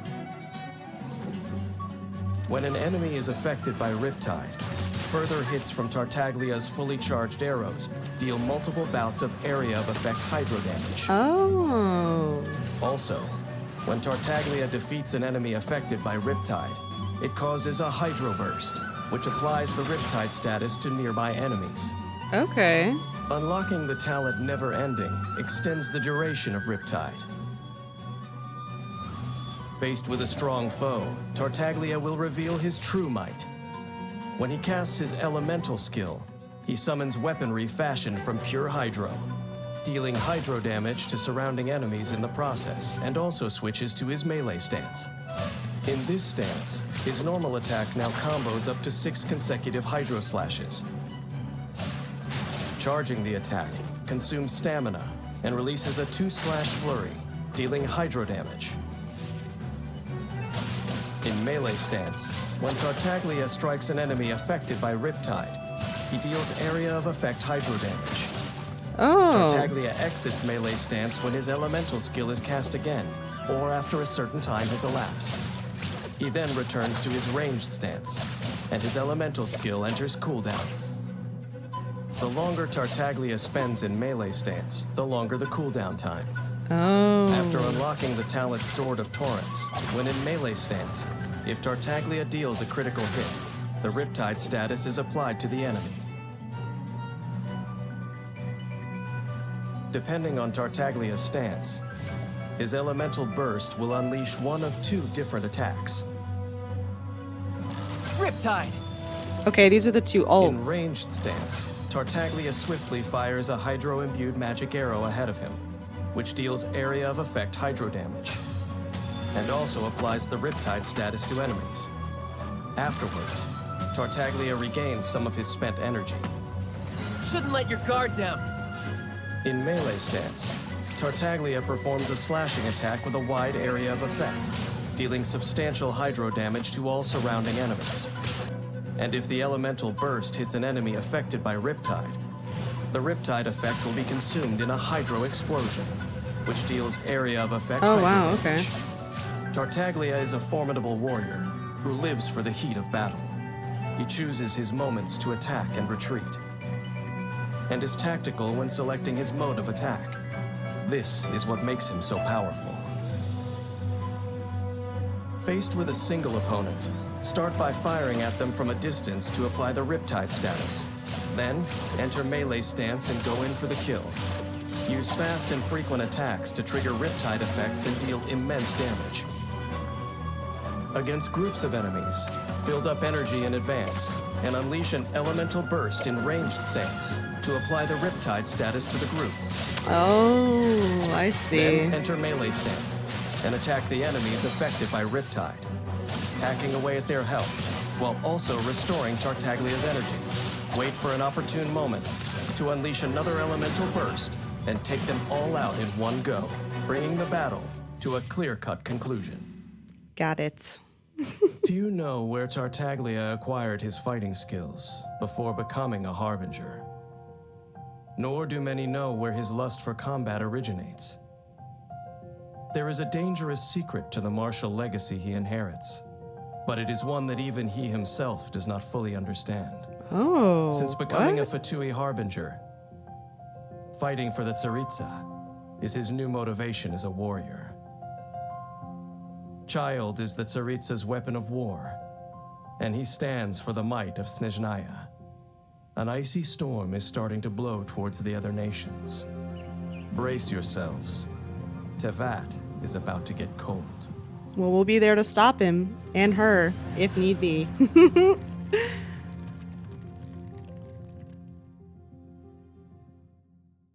Sir, need you personally see to such a routine matter? Relax. I have other matters to attend to as well. Excellent. Even if one day we can't continue business here, we can make it far away with this. But Master, what about the debt? Oh yes, I'm here to collect that. Who's there? Quick, guards! Protect the Master! No matter what it is you owe, you can't run from your debt. Is that not the law of the god of contracts in Liyue? Wow. He has the audacity to invoke Just barge into a Morax. private residence? Guards, show him how we treat unwelcome guests at Yanshang Tea House. Not much for adversaries. Well, I could always use a bit of exercise.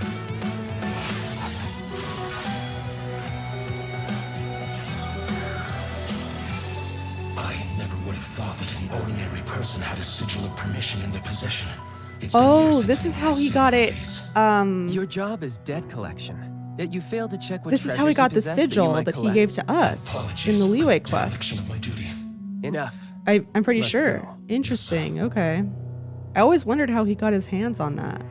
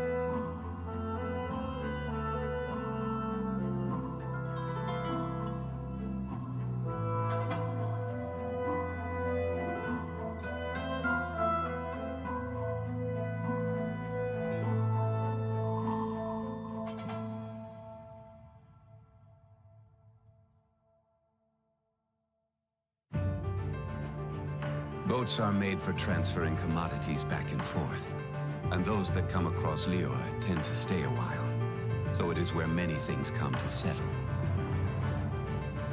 This is the largest one we've seen so far. The Fatui! They're attacking the Glacial Ballista!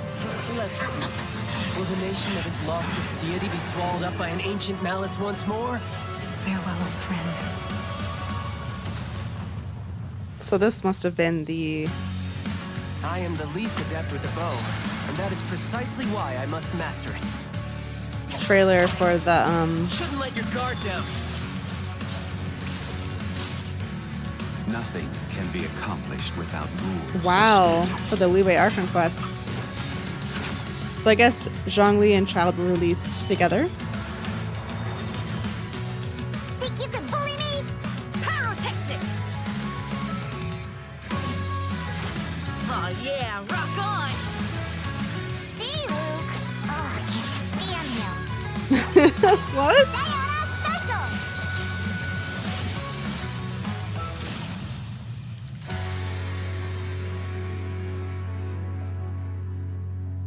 All right, cool.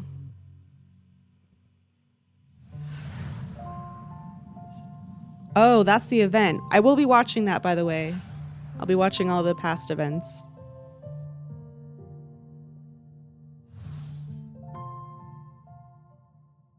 As soon as the melody began, my mind began to drift, and I could hear the sound of someone playing along with me.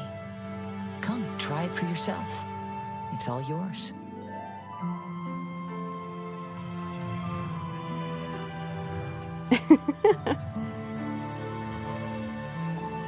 Aww. Time to rock! Never thought I'd run into familiar faces so far from home. This place, yes, this used to be my dominion. Oh, It's this the must... scent of monsters. Okay, this is one of the aroma event battle. trailers, I think. I don't care how strong they are. They'll be ashes when I'm finished with them.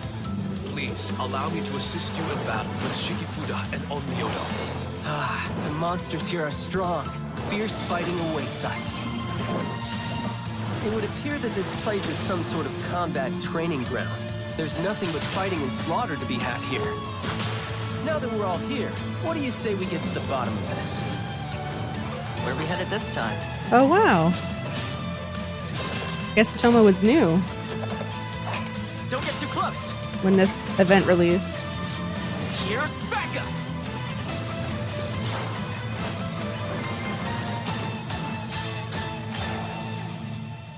Cool. I will be watching that too.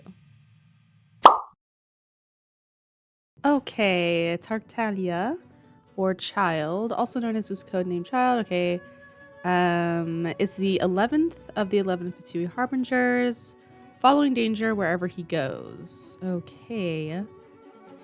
His birthday is July 20th. Oh, he's a Cancer. Okay, okay. Let's go to his lore. All right. Meet Tartaglia, the cunning Snezhnayan whose unpredictable personality keeps people guessing his every move. Don't be under any illusion as to what he might be thinking or what his intentions are. Just remember this. Behind that innocent, childlike exterior lies a finely honed instrument of war. Despite holding one of the most senior positions in the Fatui as one of the 11 Harbingers, Child very much looks like the young adult that he still is. He is a wolf in sheep's clothing. However, for under the cheerful and confident appearance lies a deadly swordsman. He is the youngest among the Harbingers, but one of the most dangerous among their number. That said, Child doesn't seem to fit in well with the others. As a fighter first and foremost, he is quite at odds with this organization of deceit and treachery. Interesting. Character story 1. As the youngest Harbinger in the history of the Fatui, Child is hardly bound by convention and plays by his own rules accordingly. Though this lone wolf is not so well received by his peers and is also at odds with their methods, his cavalier demeanor hides a responsible, watertight meticulousness. He is a proud man of his word. Even if the promise he makes is absurd, he will never break it. Be it exterminating all the dragons inside their lairs, venturing into a domain of extreme danger, or single-handedly overthrowing the territory of a nobleman, he not only keeps his promises, but does so with finesse and surgical precision. As the Harbinger's vanguard, Child always appears in the vulnerable underbellies of Snezhnaya's enemy states, striking as a conflict is about to erupt. Character Story 2. Many myths in Snezhnaya say that Tartaglia has been on the battlefield since he was 14 years old. Oddly enough, at that young age, he already seemed to be a skilled slaughterer with mastery of many forms of martial arts. But more terrifying than his skill in combat was his passion for it. Perilous battles would only excite him, and terrifying foes would exhilarate him all the more. Child's arrogance and conceit are derived from honing himself across countless battles and from unmatched combat experience.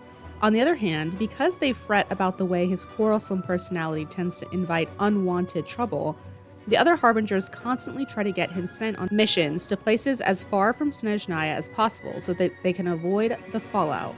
The man is incomprehensibly ever in the eye of the storm, and these unusual experiences have also made him quite the show-off who revels in the praise of others. Unlike other members of the Harbingers who prefer to keep a low profile, Tartaglia will often go to watch public performances, occasionally even becoming part of the show himself. Character Story 3.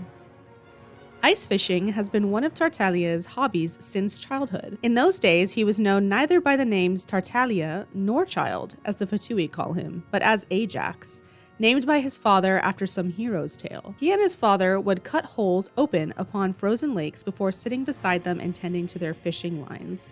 This was no easy task and would sometimes take the entire morning, but whether it was chiseling away at the thick ice or the long waits in between catches, he was always accompanied by his father's unending tales of adventure.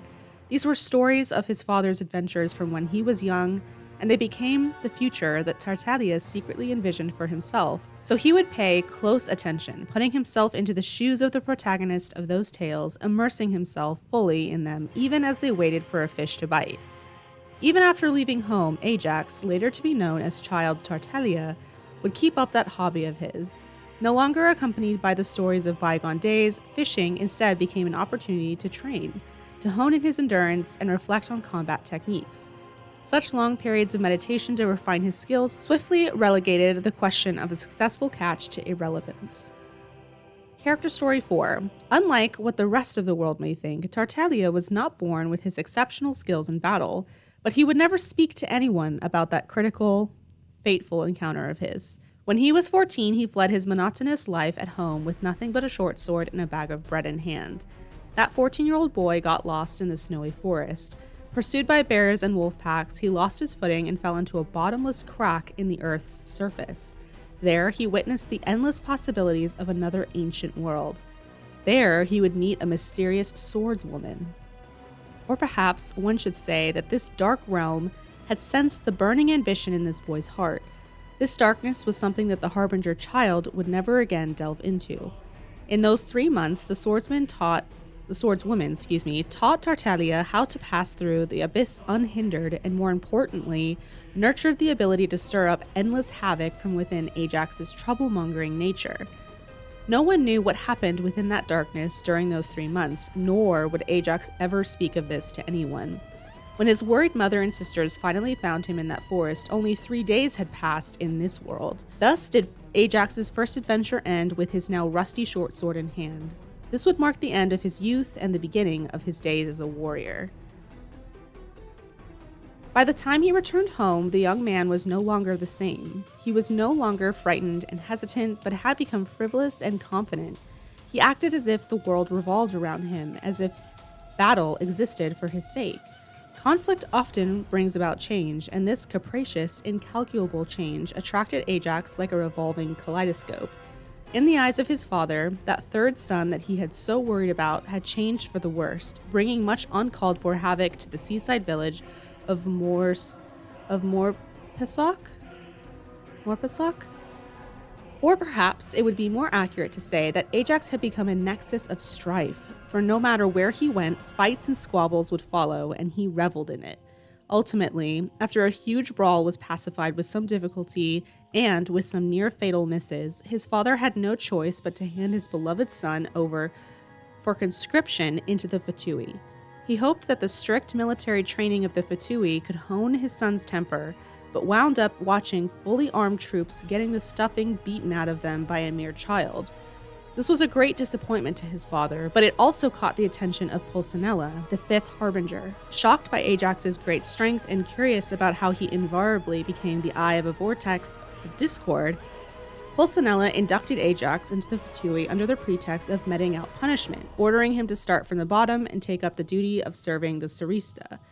His insatiable desire for conquest would thus be constantly satiated in fighting for the Fatui, and his ever-burgeoning ego would gorge upon the elation of vanquishing mighty foes, until at last Ajax was chosen to be one of the Fatui harbingers, donning the mantle of child Tartaglia and becoming one of the most powerful people in Snezhnaya. But becoming Tartaglia was far from his end goal. To someone who sought to conquer the world, this was but a tiny step in his journey. Tartaglia's letters to home. Dearest sister, are you all keeping well at home? Has the old man's headache gone any better? Please send my regards to our parents and our siblings. I've sent some wind chill medication from Liyue Harbor. It's very effective and will probably keep him from nagging for a while. It should reach you after a few days. Apart from our father's affairs, I naturally haven't forgotten about gifts for all of you. This letter should come with 2 kites from Liyue, a rattle drum, 2 porcelain dolls from Inazuma, and a crate full of various snacks. And please break it to Anthon that the residents of Liyue are just boring, old, ordinary humans, like us. They are not made of stone, they don't even eat stones. Do not fret for my sake, Tanya, and refrain from making trouble for anyone at home. I will be home soon. When I have seized the 7 stars of Liyue and laid them at the feet of Her Majesty the Sarista, I will take the first ship home, just as promised. And you know how I always keep my promises. Yours faithfully, your loyal knight. Delusion. Tartaglia's delusion is his old badge of honor and the proof of his strength. He still remembers with perfect clarity the day when he received his delusion and ascended to become a member of the Harbingers. As he stood before the cold, stern Sarista, the gesture, the very first of the Fatui, personally pinned this insignia onto him. It was his reward for slaying many terrible beasts and a memento of countless battles. But it was not this that brought Tartaglia joy, for honor is the natural reward of the warrior. Nor did he pay any mind to the odd looks his new colleagues gave him, for the opinions and bellyaches of others meant nothing to him.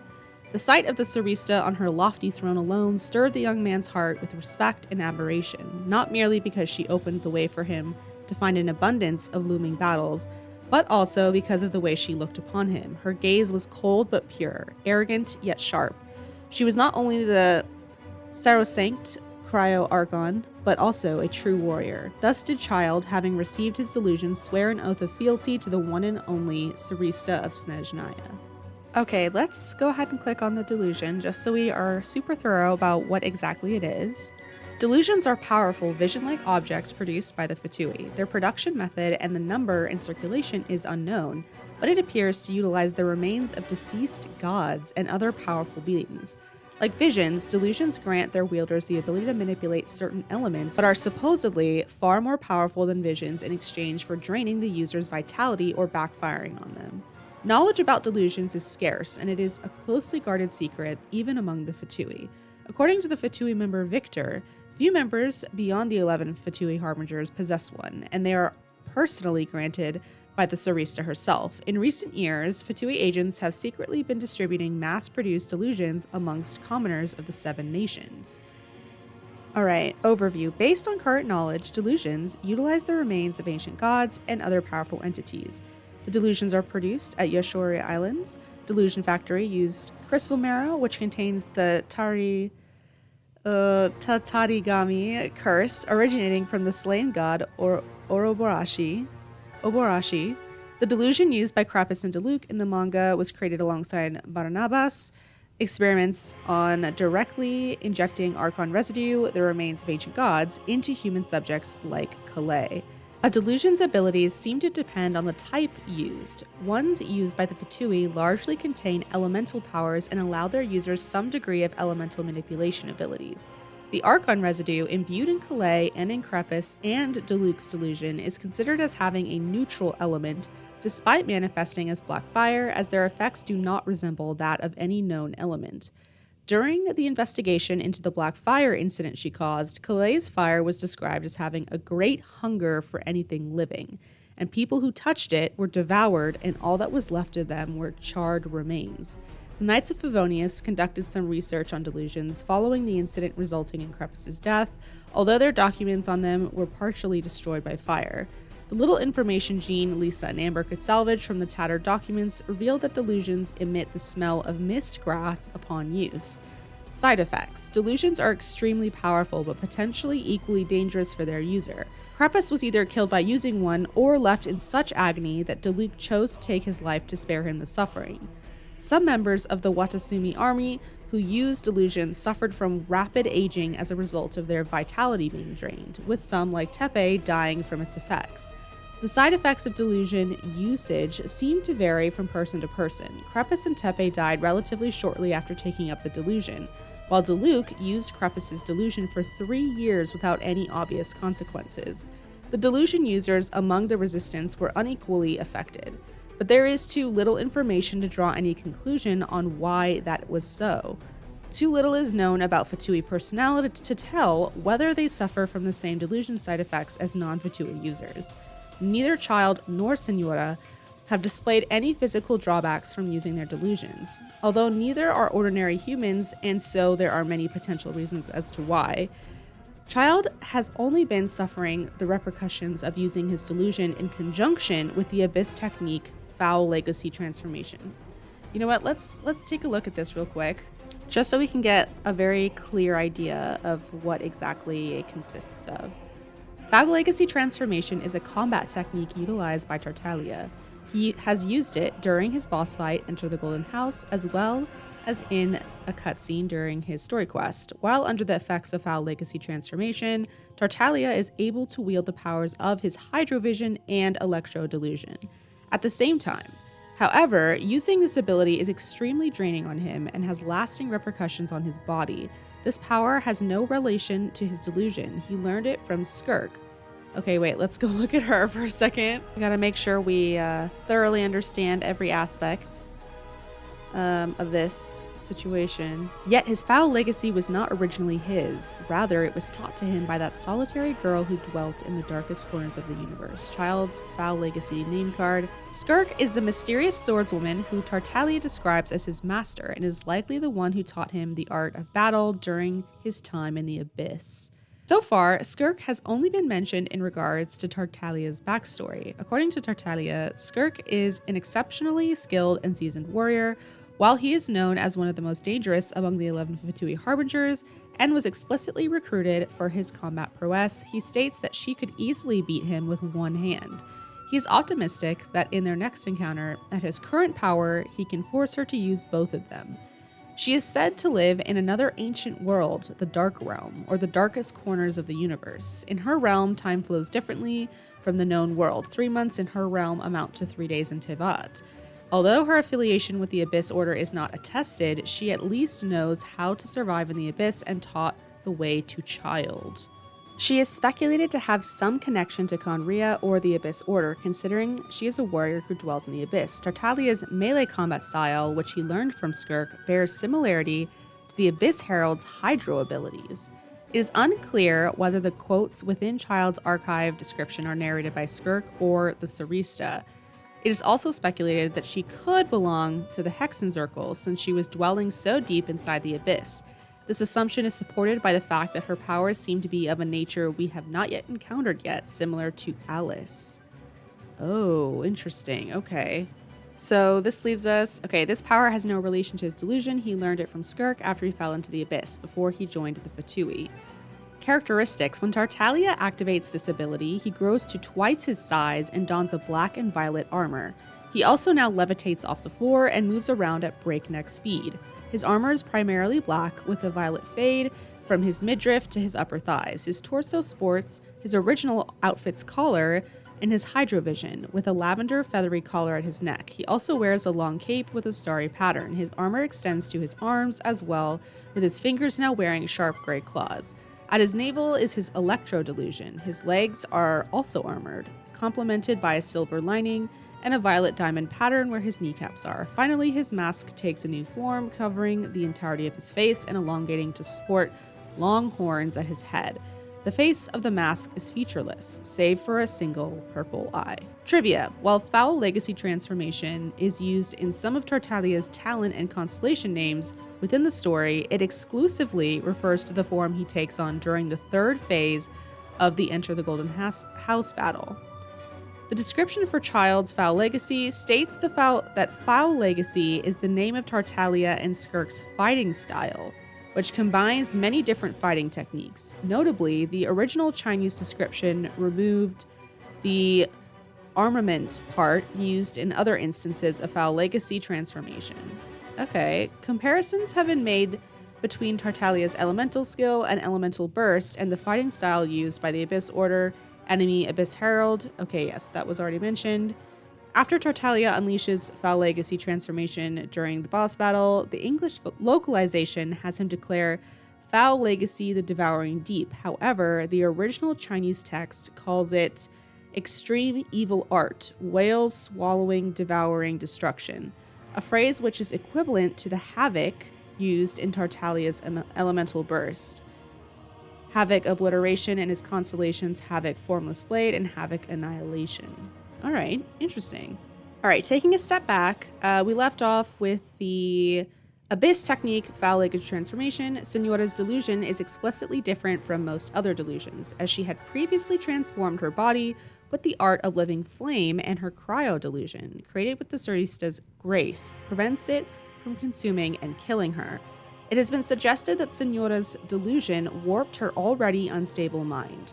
Senora's memories of her past were suppressed upon gaining her delusion, and the delusion Piero gave her, when he did, so convinced her to join the Fatui.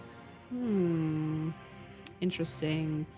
Types of delusions. Crepus's delusion.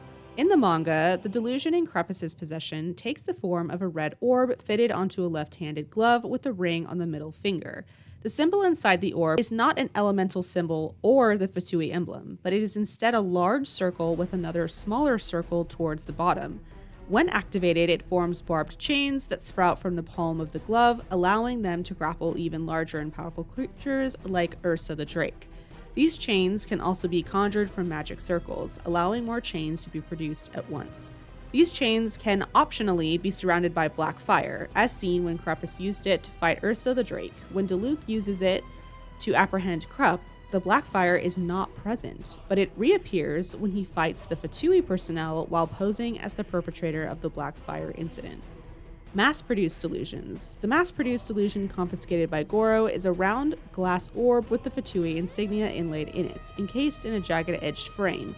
When Goro displays it, the orb appears black, while the Fatui emblem takes on a light gray color. Because no member of the Watatsumi army is seen using a delusion's power on screen, it is currently impossible to discern how their delusion abilities manifested. Tepe, who used a mass-produced delusion and never received a vision, guessed that using a vision would be similar. The delusions used by agents, mages, and mirror maidens is visually identical to those distributed to the Watatsumi army, although their orbs are colored based on their elemental abilities they bestow. Child's vision, and by extension his electro delusion, uses the same casing as mass-produced delusions, although the true form of his delusion has been obfuscated.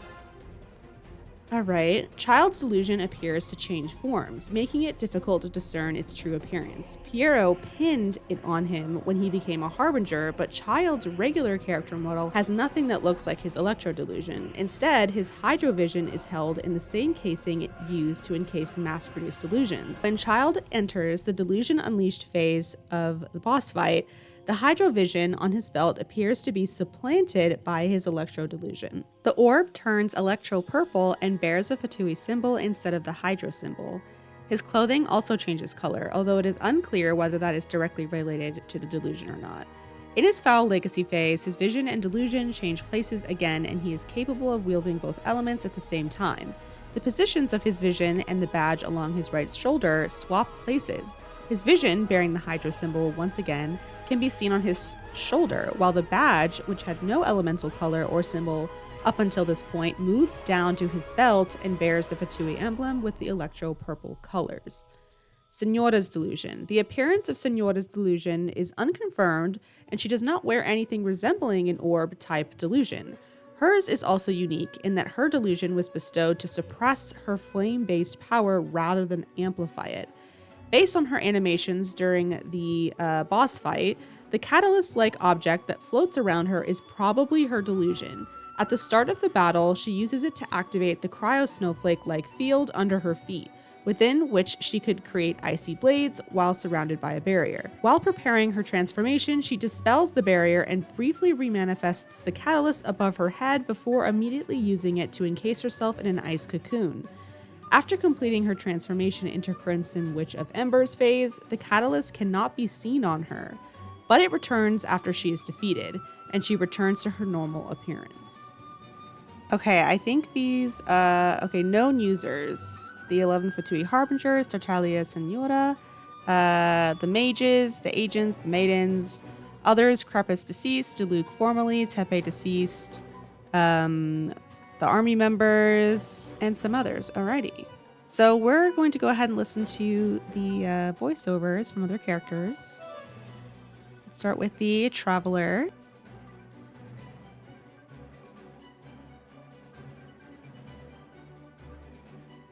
Those Oni Kabuto bugs look so scary! The patterns on their backs are terrifying! Do you mean those demonic patterns? It's because they don't like to fight, so they purposefully evolve their patterns in a way that scares their enemies away. That's really smart! We should try to learn a thing or two from them. We could borrow Xiao's mask. If a Hilichurl saw you wearing it, do you think they'd run in fear? I don't think Xiao would agree to that. Yeah. How about we ask Sayu to steal his mask for us?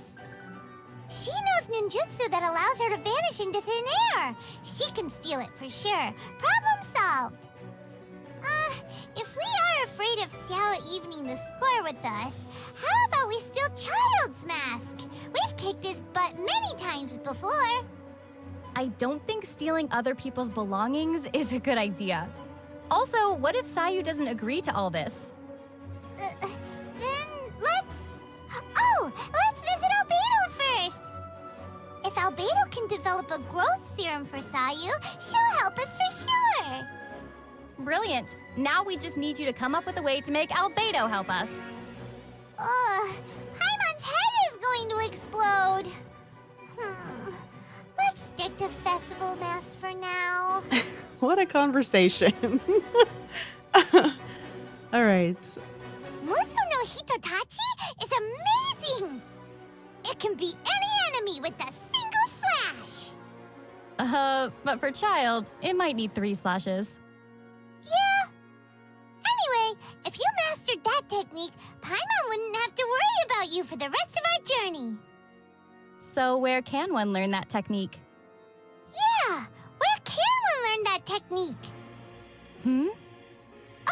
Quit looking at Paimon like that! Oh, okay. Paimon will keep an eye on you during our adventures. What? He's simple of mind and not that strong of body. Naming him to the lowest ranked seat lowered the Harbinger's collective prestige. Thankfully, I'm no longer part of that group.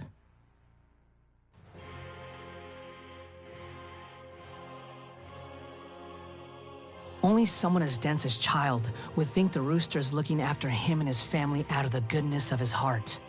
Although the mayor has indeed done a number of things for their benefit, anyone with a brain would be able to tell that the underlying meaning is, your entire family is in my hands.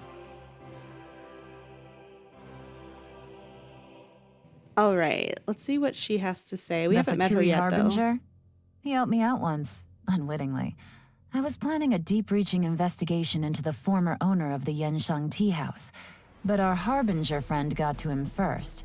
He showed up demanding payment of his debt, and also exposed his accounting fraud, which got him thrown in jail. That made it very easy for me to take over Yenshang Tea House myself, and it's proven to be a very useful base. Okay. Helping out people in leeway. Interesting. Interesting. That rascal from Snezhnaya has yet to depart from Liyue? No matter. Just let me know if he gives you any trouble. I shall deal with the matter swiftly. Okay, Mr. Zhongli. Okay. It's said that Child and his reputation have yet again stirred up waves among the inner ranks of the Fatui. Knowing his type, he will be sure to swiftly depose anyone who dares to challenge his actions. Come to think of it, there will be a lot of interesting news to be heard the next time we gather for drinks. What? Care to join me when the time comes, traveler? Why is he always like this? Why is he always cryptic? All right, some trivia. Tartaglia comes from a large family with an ambiguous number of older siblings, most likely 2 older brothers and at least 1 older sister, and 3 younger siblings, Tonya, Anthon, and Tusser, with Tusser being the youngest. In his official English character introduction, Tonya boasts that he can cook and clean and is the bestest big brother ever.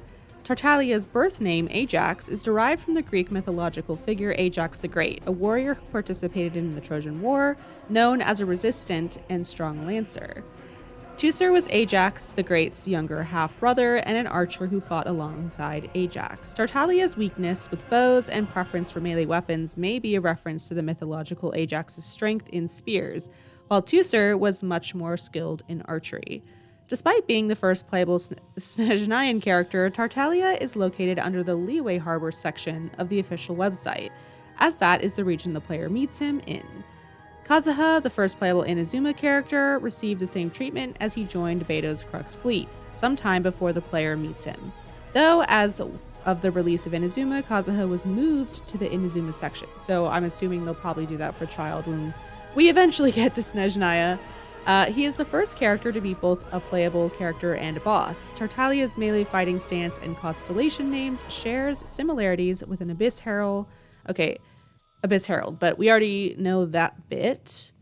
Tartaglia is the only bow wielder to hold his bow with his right hand and draw with his left in the character screen, indicating that he could be left-handed. In his normal attack, the last arrow, which he throws by hand, does the most damage. He throws it by hand? Okay. Oh, is that hard? The last... Okay, yes. I can envision it right now. I remember when I was using him earlier. Wow, I didn't know he was just chucking it. Just full yeet. Okay. Tartaglia has no shine in his eyes, unlike the other playable characters. Despite hailing from Snezhnaya and making his first appearance in Liyue, Tartaglia uses Mondstadt talent books. Oh, interesting. Tartaglia is also known by these aliases or titles, Red and Brother. Okay. In Commedia dell'arte, an early form of professional theater originating from Italy, Tartaglia is a stock character. Unlike some other stock characters, his role in the story typically varies, but he is distinguished by his farsightedness and stutter. The alias he gives to the party is translated differently across various language versions. Because Tartaglia is his name, languages that use Commedia names for the other Harbinger's aliases had to use a different alias for him. His English alias, Child, is a direct translation of his Chinese alias. Child is an archaic English word that refers to the son of a nobleman who has not yet attained knighthood. In Chinese, he introduces himself as Child, young nobleman. The Commedia names are always translated into Chinese when used as an alias, so there is no overlap between his alias and his Italian Commedia name.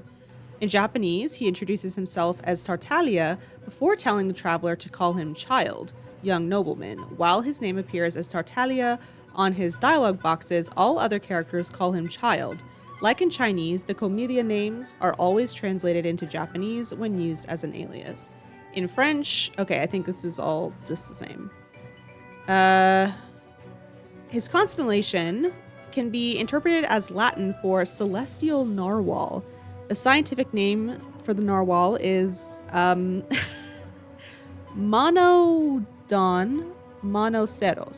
Monoceros. Something like that. The Chinese name for his constellation literally means whale skyle constellation. Traditionally in mythology, Monoceros translates to unicorn, with the more literal translation as one-horned. His birth name, Ajax, comes from the ancient Greek Ias? Isa? Ias? I don't know how to say that. It's in ancient Greek. Okay, I think that's all the fun little trivia about his name and the origin stuff. Let's move on to Child's voice lines. I'm number 11 of the Fatui Harbingers, codenamed Child, but I also go by Tartaglia. And you? You two like to cause quite the stir, don't you? Something tells me we're going to get along splendidly. Well, it'll take some time. There are better ways to seek out our enemies than, well, standing here.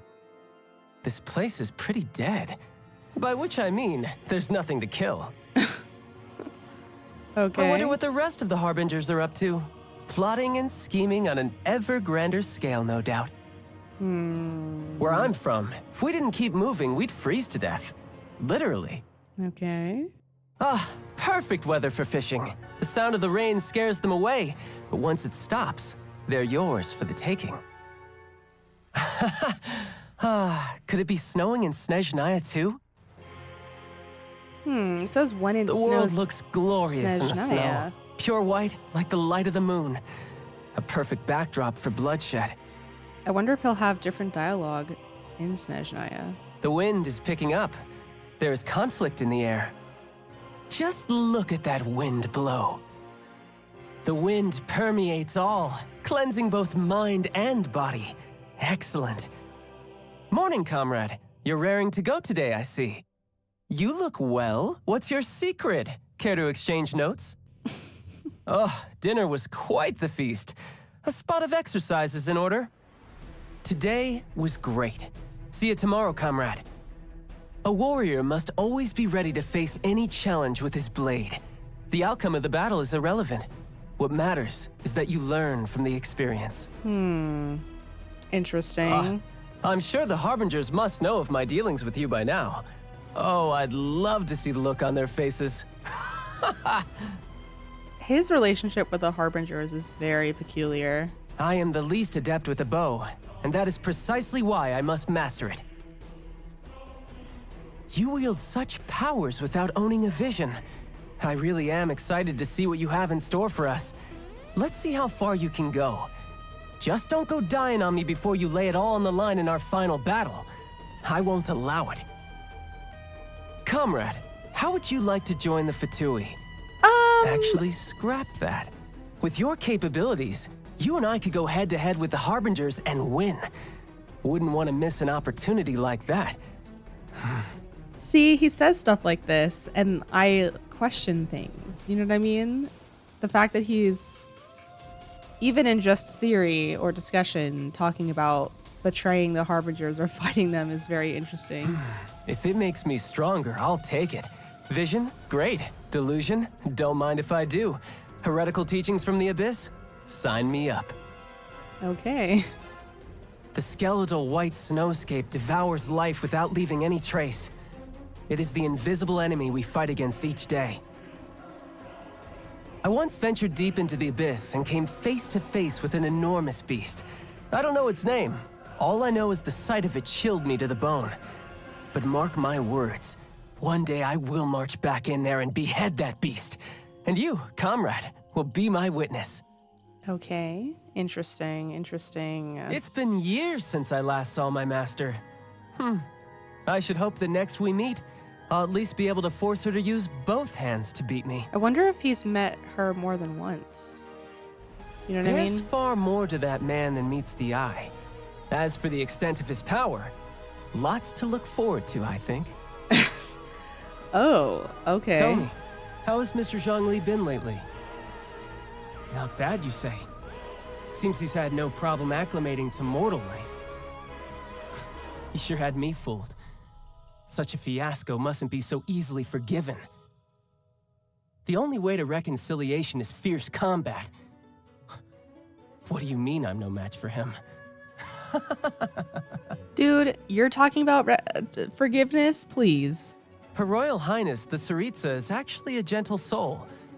Too gentle, in fact. And that's why she had to harden herself. Likewise, she declared war against the whole world only because she dreams of peace. And because she made an enemy of the world, I had the chance to become acquainted with you. That's contradictory. Huh. Varka. Just the thought of one day going head-to-head with him in combat. The fabled knight of Boreas himself, titan of the Knights of Favonius. It makes me buzz with excitement. It's a beautiful life we live in this world. He was the first ever Fatui Harbinger, and today he's our leader. He only appears on important occasions. As for his accomplishments, to be honest, I don't really care. I owe my loyalty and devotion to the Tsaritsa, no one else. I've seen him in battle before, and oh, what a sight it was. Perhaps I'm ranked too low for him to notice me right now. Well, he may not recognize my strengths yet, but one day, I'll show him what I'm made of. I heard that he took segments of himself at different ages, made prostheses out of them, and assigned different tasks to each one. I know, all my comrades are a little weird. Well, come to think of it, if I met another version of myself, we'd have to fight then and there to decide which one of us gets to survive. The Fatui Harbingers are ranked by strength, and I have no idea why that girl is number 3. I'd test my skills with every Harbinger who ranks above me if I had the chance. But when it comes to her, something just doesn't feel right. Anyway, you should be careful around her. Look, I've got nothing against people who have their own agendas. I myself joined the Fatui to get more experience in combat. But I don't like her at all. If she stood to benefit from betraying others, she'd turn against the Tsaritsa in a heartbeat. There isn't a sane bone in her body. I don't know what his motivations could be, but he seems genuine about wanting to help me. He treats me just like family.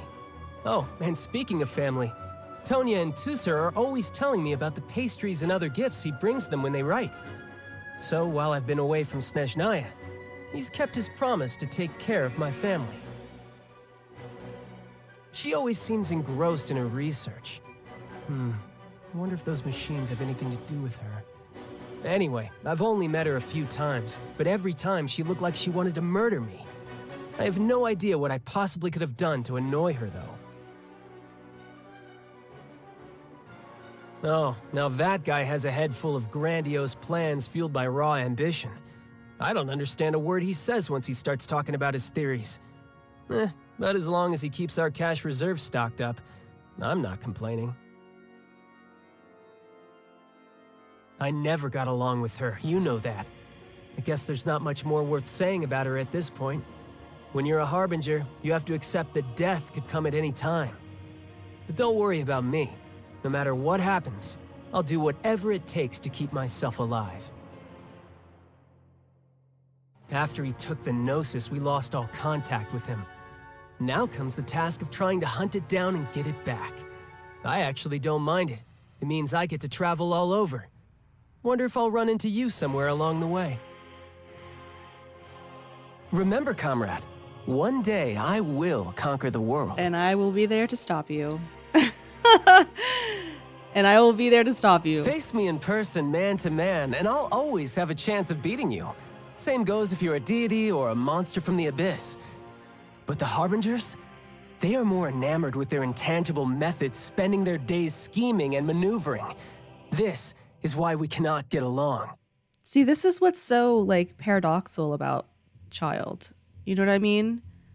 This idea that he doesn't like the Harbingers or the Fatui on principle. However far away my motherland may be, we all live under the same sky. That snow white moon. My family must be able to see it too. I hope my siblings... I hope that they have turned out to be formidable warriors as well. Interesting. I'm going to talk more about that in the character log. Comrade, a word of advice. Don't go yelling stupid things in the heat of battle. They might sound good in your head, but if you think about it, they make no sense at all. I'm talking about things like, I'm on fire. That's the last thing we want. Fire leaves behind nothing but ashes, and you must survive at all costs. Oh, how time flies. One day you will see how I conquer the world and crush the thrones of gods beneath my heel. In the meantime, no dying, comrade. Keep yourself alive. Ice fishing and combat follow the same principle. Patience and decisiveness are key. Though, having said that, I suppose the same is true of everything in life. Pretty sure child lacks patience. My pet peeves.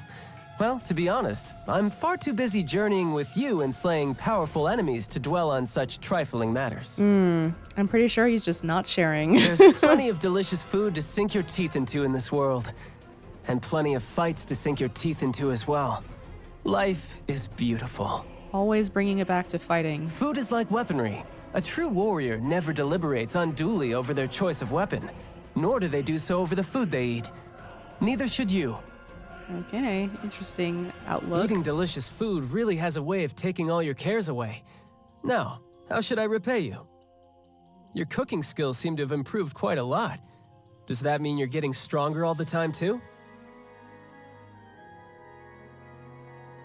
I'll admit the taste surprises me a little. Okay, I'll try one more bite. Okay, he was trying to be nice. I don't think he likes that. Happy birthday, comrade. Anyone you need knocked off their perch today? Let me know. I'll happily oblige. Wow, violence is like the only language he understands. Oh, I feel like I've gotten stronger. Now who shall I use as my guinea pig? A warrior's strength is like a dome.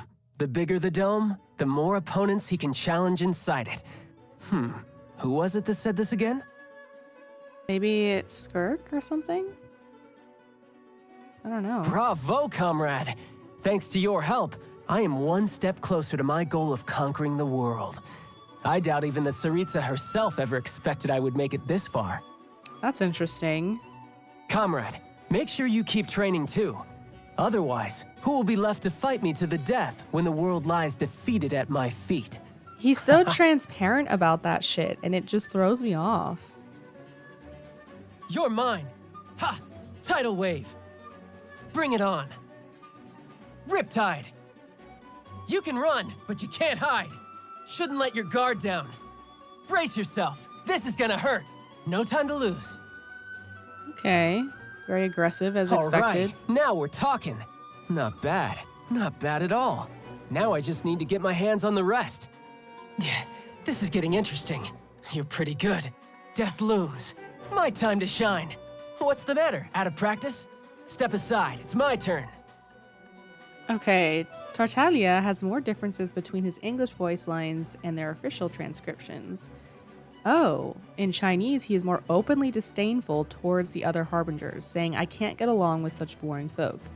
In Chinese, he specifies little brothers and sister when he says my siblings. In Japanese, he says, oh, when he's gliding, not bad. Okay, interesting. So he's even more hostile towards the harbingers in the original lines. Okay, interesting. Okay, so he doesn't have any outfits. Let's go ahead and look at his teapot dialogue and see what more we can discern. All right. It's been a while. I've grown quite a bit stronger. You ready for some sparring? Kidding. You're here because there's something you want to say, right? It's the perfect place to make a home. Charming, peaceful, and warm. Wow. I'd love to bring Tonya, Anthon, and Tusser to stay here. Oh, Lumine's responses are interesting. Sorry, I didn't mean it like that. I just think that Tonya and the others would be very happy in your company. That says a lot that he would trust his siblings with us. I mean, you know, he did trust us with Tusser, but still interesting. Of course, I'm more than willing. In Snezhnaya, there's a kind of liquor called firewater. If a friend will join you outside in the bitter cold to drink firewater and chat together, you know they're the kind of person you want with you on the battlefield. I would join you for just such a conversation. And in the heat of battle, I know that you'd have my back. Oh, very, very peculiar thing to assume. This is the level of trust I place in you. You lack conviction in your own abilities. If you joined me on my path to world domination, we would be unstoppable. What do you say? Do you accept my proposal? He's an enigma. I can't, like, place my thoughts. When can you spare a few weeks? I want to take you to see the scenery of my homeland. To gaze upon the endless snowy sky. To stand on frozen lakes that won't shatter, no matter how hard you tread. Some people even carve gigantic ice sculptures there. If you like snowball fights, I'll pair with you and we can face off against my siblings. Oh, and I almost forgot. I can also make authentic borscht for you with specialty ingredients from my hometown. And, of course, we have to go ice fishing. The fish are much larger than the ones you find in ponds. Both responses are positive from her. All right, Interesting. it's settled then. Seems like I'll have to give my family a heads up. I can see it now. The beaming smiles on their faces as they gather around and read the letter. Wow. I don't know what to think. Good morning, comrade. If there's ever a battle that even you find a challenge, don't forget to call me. I'd appreciate the exercise. It's already that time of the night, huh? Good night. Who knows when we'll meet next? All right, let's look at his special dialogue for certain sets. A kitchen? How intriguing. You know, I used to cook quite often. Oh? Let me show you a thing or two. The arts of cooking and war aren't so different. Tasting your opponent's dishes is also a form of battle. I wonder, dare you accept my challenge? That is peculiar. Okay. Did not expect that. Such a rich aroma truly makes you feel refreshed and alive. I've tasted dishes from both Liuli Pavilion and Shinue Kiosk, but you can't fully appreciate a country's cuisines if you only stick to high-end restaurants. I leave it to you to bring me around and taste the local snacks and specialties, all right? I don't even know what to think. I don't know what to think. Okay, let's talk about it, guys. Let's talk about it. Okay, so a couple of theories with Child that I wanted to address right out the gate is the Abyss stuff. This could be really interesting down the line. Child's ability to apparently be able to navigate the Abyss, I think, is going to absolutely come into play. I mean, considering our sibling has to do with the Abyss and they seem to be able to travel within it, I think Child being able to transport us is going to be instrumental to us maybe getting places we need to go or something. I just have a feeling that will definitely come back into play. Or maybe if we eventually learn how to traverse the Abyss like Dane does, Child being able to traverse it with us, maybe he can come to our aid or something. I don't know. I think that will be really interesting and I can't wait to see what HOYO-verse does with that. His entire relationship with Skirk as a whole is in any thoughts I have revolving around that is just complete theory territory. I really hope that we get to meet her at some point. Maybe when we get towards the Abyss again, or maybe Snezhnaya, we will be able to visit where he fell through, and I don't know, maybe we'll get to meet her. He did say he spoke to her, or not to her, he spoke about her, not in the past tense, so I'm assuming she's still around. The fact that the Abyss is possibly home to dark and or thought to be deceased gods could be very fucking interesting, and the fact that she was a swordswoman and she taught him all this kind of mishmash collection of martial schools of knowledge, I think really might come back into play, because her possibly being maybe one of those gods or something is really fascinating to think about. I wonder if we'll ever figure out her origins. I don't know. But Child being the connection to that is really interesting, which is why it's another reason why I find Child so fascinating, is because of his direct link to Skirk and the Abyss in general, because he does have very similar fighting styles, almost exact fighting styles to the heralds that we have seen so far. And they're like water spears and stuff. So I think that will be interesting. Learning more about Child's foul legacy is also going to be very fascinating to learn about, because he doesn't even fully understand what it is. And I think learning the origins of it, or maybe how he got it, or why he has it, or how he came about using it will be very interesting, because the heralds are all big. You know, they're larger than most humans are, right? And Child grows to twice his size when he's in his Foul Legacy transformation. So I think learning what that process is might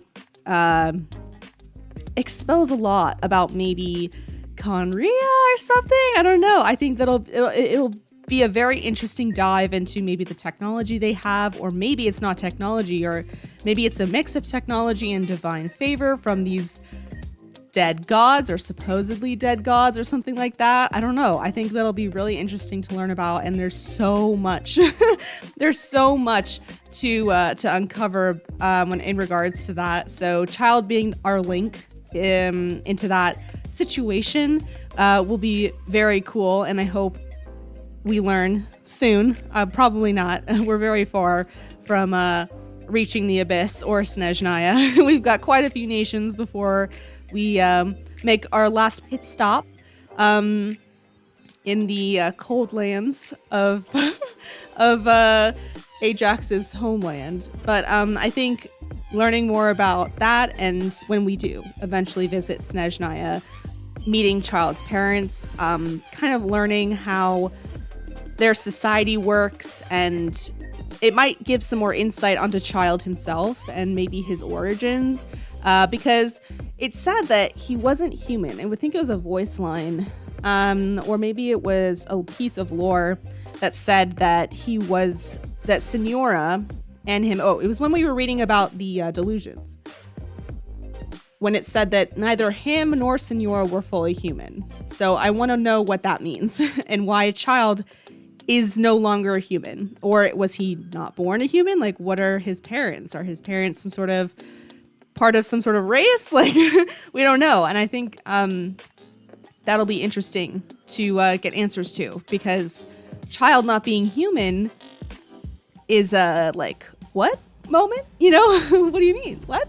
Obviously, he can transform himself, but we didn't, up until this point, didn't really know that that was due to him not being fully human. So either the Foul Legacy did something to him, or maybe once he was in the Abyss, he like somehow was changed, and maybe it happened then.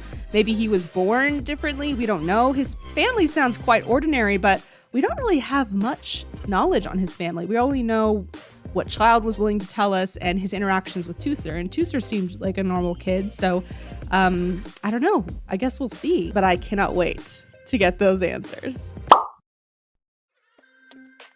Okay, so I just want to first outright address a really important thing. I don't think that Child is all evil.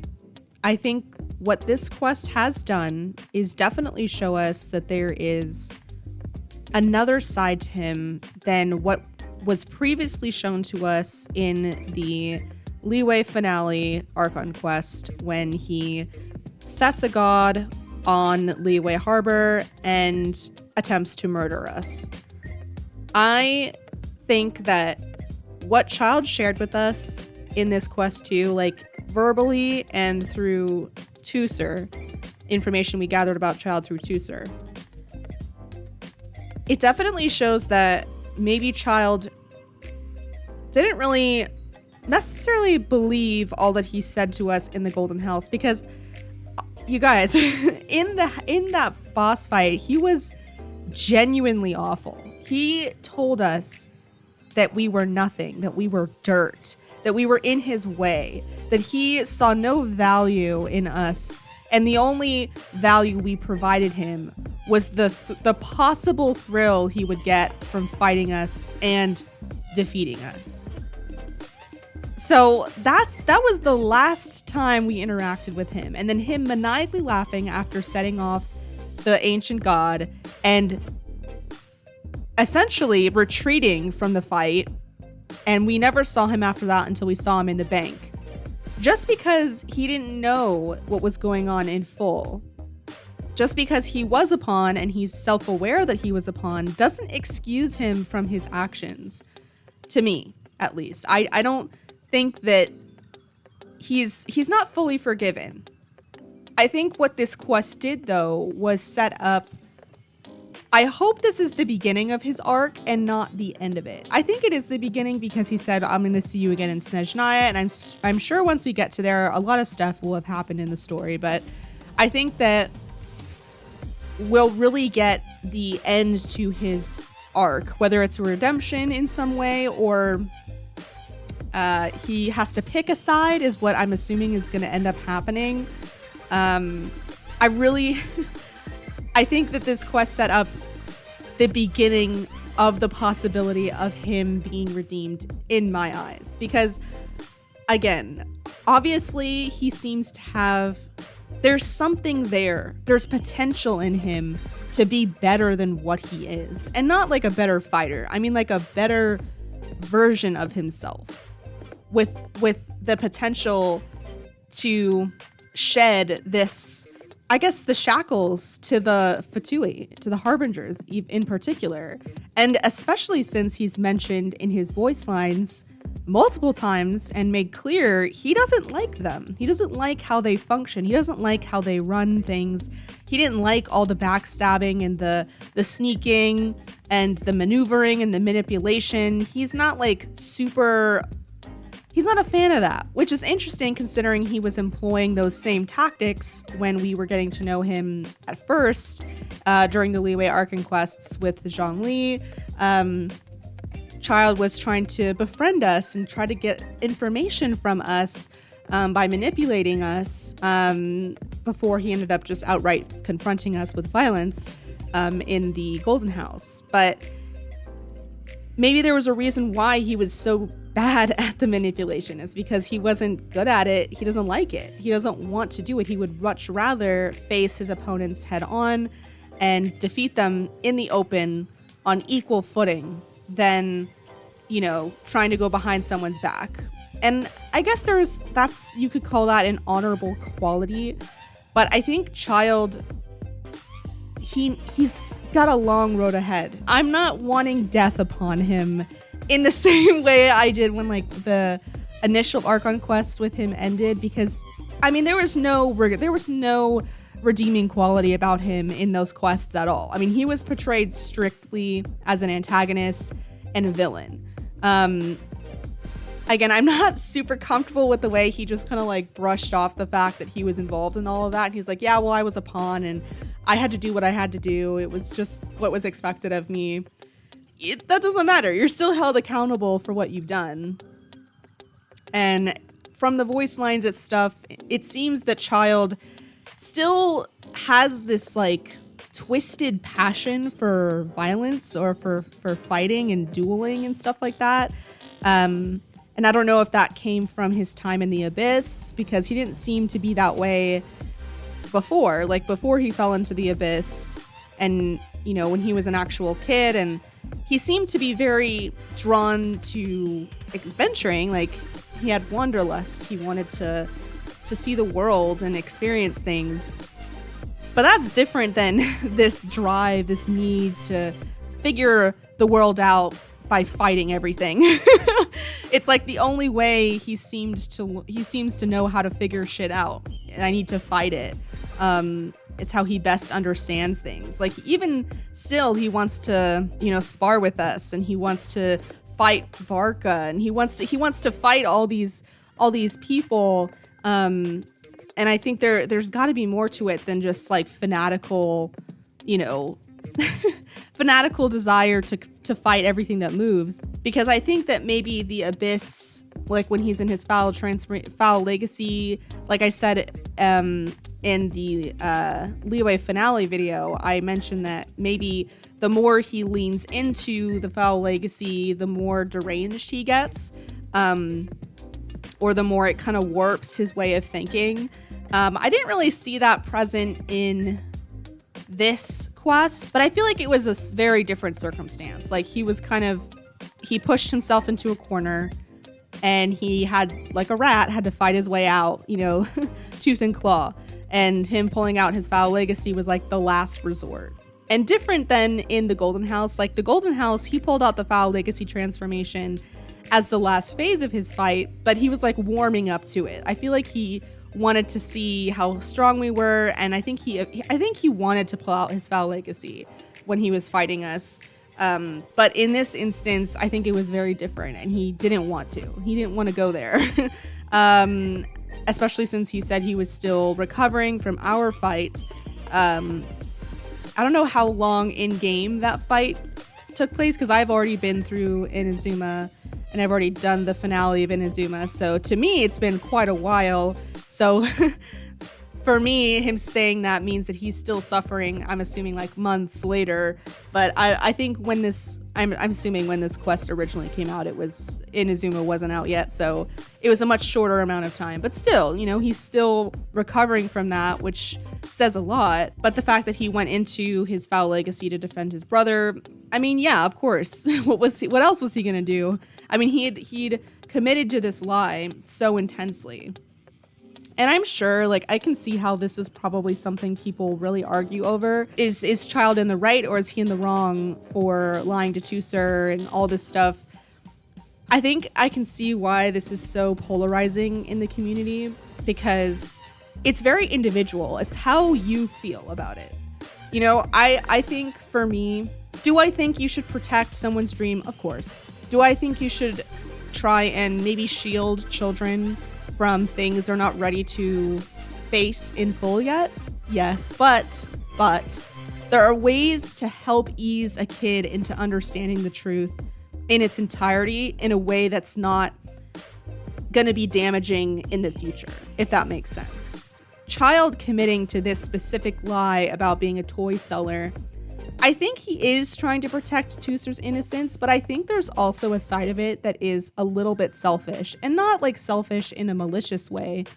I think Child wants to exist in this version of Tusser's reality, this fantasy of him being a toy seller and bringing joy to people and being harmless and being the perfect big brother. I think he wants to protect that version of himself in Tusser's eyes, because it feels good maybe to not have to be beholden to the Fatui, to the Harbingers, to the Sarista even. You know, it frees him from obviously his past and falling into the abyss and all the pain he's endured his whole life.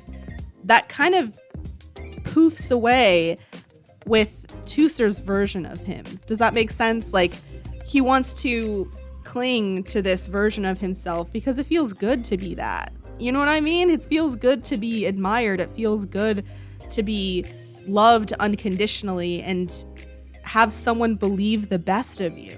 And I think that is probably the core of it. He wants, there's someone in this world, at least one person, who thinks the best of him, who believes in him, that he's good. That he's good.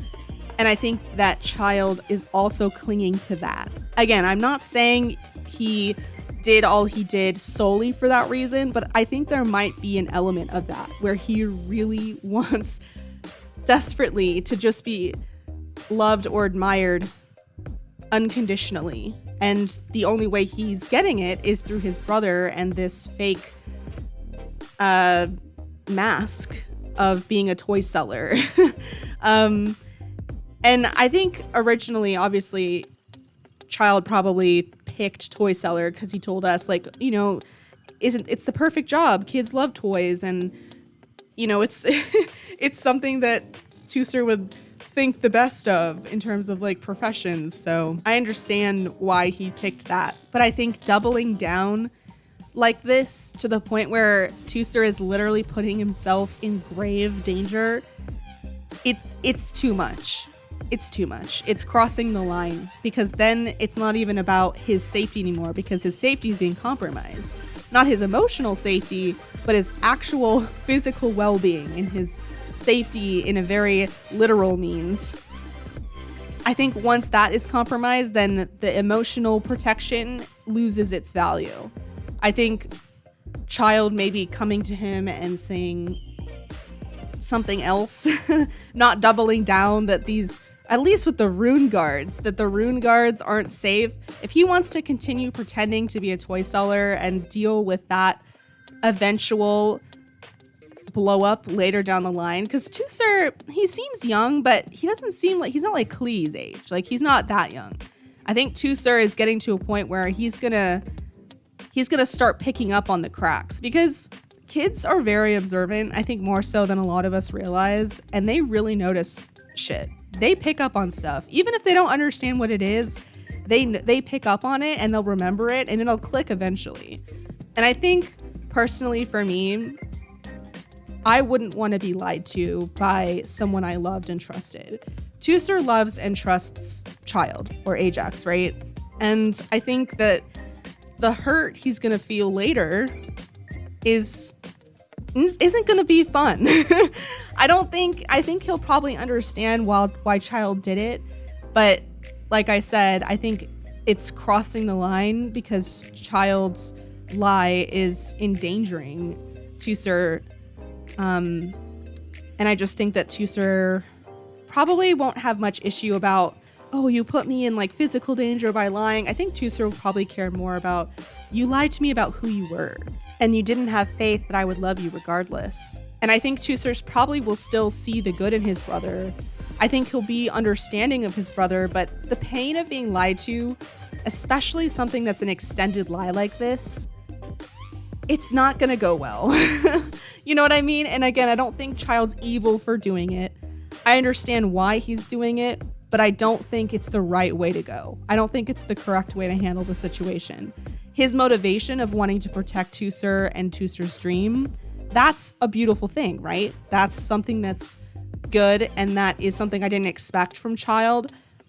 But on the other hand, you know, I think there's a difference. There's a line between protecting someone's dream, protecting someone's innocence, and stunting them or inadvertently harming them by attempting to protect them. You know what I mean? Like I guess you could say overprotective, but I think Child's overprotectiveness is manifesting in a misguided way. Like him doubling down and taking him into Dottore's laboratory is probably the stupidest thing I've ever seen Child do. That is so dumb. I don't know if he knows about Dottore. I don't know, like in terms of what he's done. Because if, for those of you who aren't aware, Dottore in the manga experimented on children and has probably killed them. Caeli, a character in the manga, being one of those, she escaped his labs. But to bring your baby brother into a laboratory, even an abandoned laboratory, of a man of true evil intent, just because you're trying to maintain this facade, that's going too far. And it's because, and Child's doing it not because he's an asshole or he's a bad brother. He's doing it because he thinks he's protecting his brother and he's maintaining his his brother's emotional safety. But that's crossing the line because he's now endangering his brother because he's trying to protect him so much. Does that make sense? Or am I just like talking in circles? Again, I understand why this is polarizing. And I think, again, it's because it's such an individual thing of what people are willing to forgive, what people are willing to tolerate. I think I could probably eventually forgive Child, at least for attacking me. The whole city thing is still it's something I still have an issue with. But if Child showed remorse for what he did and not just brushed off and say, well, I did what I had to do, that would be slightly different. Does that make sense? I hope in the future we see him take accountability. I think that was what I was looking for. Accountability for his actions. Even though, yes, he was manipulated to do it and all this stuff, I understand that. But you still did it. And there's still a level of accountability you have to take. And especially for someone who wants to maybe move forward. And that's why I say like this quest felt like the beginning of his arc, right? Because he wasn't fully understanding of, or at least caring of, the bigger game at play, right? He said that he didn't even care about that. I think that might change. Especially once we get to Snezhnaya. I'm assuming there's going to be a whole shit ton of stuff that happens in the story by the time we get there. So Child's mindset might be vastly different by the time we get to Snezhnaya, especially since he seems to place a lot of trust in us. His teapot dialogue, where he's saying that he wants to, and not just the teapot, but his dialogue in general, even in the quest, he was saying that he wants to show us his home. He wants to show us his siblings, these people he feels very protective over, that we've seen that he will harm himself for a sake of a lie.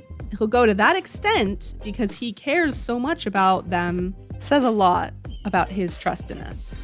A whole bunch. Okay, moving on. Now, what I wanted to say about his siblings, him being so protective of his siblings is probably a direct response to his own trauma as a kid. He didn't get to be a kid very long. When he fell into the abyss, all of his childhood innocence, his dreams absolutely shattered. We don't know how it was shattered. We just know it was probably brutal and it was unfair. No kid deserves what Child went through. I think that is a very easy statement to make. I don't think Child deserved what happened to him as a kid. I think him being so protective of Tusser as well is probably a response from his own experience. He doesn't want what happened to him to happen to Tusser. He didn't have anybody to fight for his dreams, to protect his dreams, to protect his innocence. So by God, he's going to do it for Tusser. He's going to go down to the wire, even if it's misguided, even if he blinds himself on the way and he's not doing it in the correct way. It doesn't matter, because the panic and the insistence to protect his dreams, to protect his innocence, because he didn't have anybody to do that for him. So he's going to make sure it doesn't happen to his brother or his siblings. That I understand. I think he's overcompensating for that trauma. He doesn't want it to happen to his brother or his siblings, so he's going out of his way to make sure that doesn't happen in the way he knows how. I think we all can agree that he didn't deserve what happened to him, and his insistence on protecting Tusser in the way that he was, even if it was becoming less protection and more of a hindrance to Tusser's safety, it was coming from this need, this place in him that he needs to protect his innocence and his dreams because no one did it for him. And I think what is also very interesting is his father turning him over to the Fatui. I don't like that. When I read that his father thought that the military would straighten his son out, ew, that gave me big ick right there. Parents okay, obviously I don't have kids, but obviously when your kid is struggling and fighting and doing things that they didn't do before and are acting in very extreme ways, there's always a reason behind it. And obviously for Child, it was being in the abyss. And even if his parents didn't understand what had happened to him or what did happen to him in detail, because I don't know if Child told them, trying to find a way to help to support him is probably a better way to go than trying to shove him into the hands of the local military and hoping that they just whip him into place. Because clearly that didn't happen. And what's even more disturbing is it was described that Child actually fought off the Fatui who came to take him away because of his father's request. His father watched that happen and he said, oh, it was a disappointment to his father, as Child literally is being forcibly taken from his family. Could you imagine the betrayal and fear Child felt when that happened? So I assume he harbors some animosity towards his father and obviously the Fatui. I think Child's been programmed, not just from his time in the Abyss, but through his training with the Fatui and how he was raised as a literal child soldier, which is very fucked up, by the way, to see things a very specific way. And I think maybe his time in Liyue, just with the culture, and also his time with the Traveler has maybe really changed his, or at least broadened his horizon on maybe things aren't exactly how I was taught they were. You know, and we're kind of going off of, like, this is more theory territory, but I think there is truly something to say about Child being raised to think a certain thing, raised to believe certain things, and then leaving that environment and realizing that there's more than what he was taught. There's other ways. And I think that's why I really hope that we continue to see Child grow. Obviously, I'm not expecting him to like completely have a personality overhaul, and I don't think that would even be something that I would want to see, but I think him taking accountability and realizing that there is value to who he is as he's growing and healing, okay? I don't think there should be any praise happening towards his, lesser self, his more morally sick self, we'll say, because I think there is always been that kernel in him. It just needs to be nurtured. But especially since how we've seen him behave with Tusser, obviously he's not he's not malicious at heart, how he treats his brother or a child. Because I feel like even if they're family, like you can still be horrible to your family. So I think it says a lot how he treats Tusser. But I just hope I see that from him, those continued steps towards realizing I'm out of my depth in terms of what I expected the world to be like. And I want to be different. I want to experience. Him reconnecting with this idea of adventuring, like how he wanted to when he was a boy. Like at the very end of the quest when Tusser was like, yeah, he wrote about you to us. And he said that he wanted to quit his job and go adventuring with you.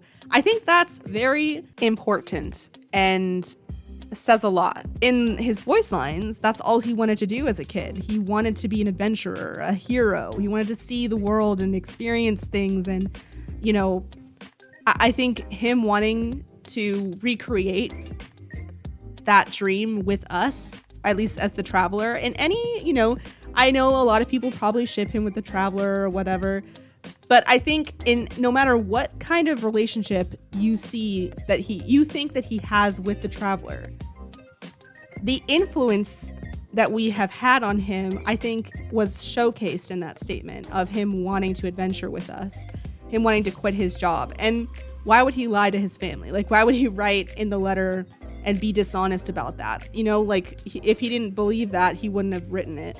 So I think there's potential with Child, which I think is the draw, right? That's the slow finger hooking you in. It's calling you. It's calling you. I think that's why people vehemently defend him. But I also think his actions and the way he interacts with people, not just us, but just others in general, I think it's also why people don't like him and refuse to like him. And I can see both sides, but I think what is most interesting about Child is that he is neither end of the extreme. He's not one or the other. He's sitting in a complicated gray center. I don't think he's I really don't think he's all fully bad or all fully good. I don't think he's any of those. That's why I think it's going to be very interesting to see where he goes from here. I think it's going to be very interesting to see how he further maybe assists the Traveler. I don't know. I really hope that we continue to see him take good steps forward and not take steps backward. I want better for him, but I also still feel very distrustful. I feel very unsure, and I feel gaslit. And I'm not saying like Child lied about his intentions with his brother or anything like that, but I just feel very off balance with him. And that, and as long as I feel that way, my opinion on him and being more cautious when dealing with him isn't gonna change. And I think, honestly, even if Child does eventually take full accountability and really try to be on the quote unquote good side, even if he still retains some of his more prickly qualities, we'll say, I think we'll always probably treat Child with some caution. I think that's always going to be the case. I think once we get to Snezhnaya, Child will show his true colors. And I withhold final judgment on Child until we get to that point. If he turns against us, that is going to be a tragedy. But I think from what they're setting up and how dedicated he is to his family's safety and well-being, I seriously doubt that that there is a betrayal arc in the future, or at least, betrayal with full knowledge of, like, maybe he'll be manipulated into betraying us. I don't know. Who knows? HOYO-verse could do a number on us again. I don't know, but I think that's why I probably will always remain cautious when Child is involved.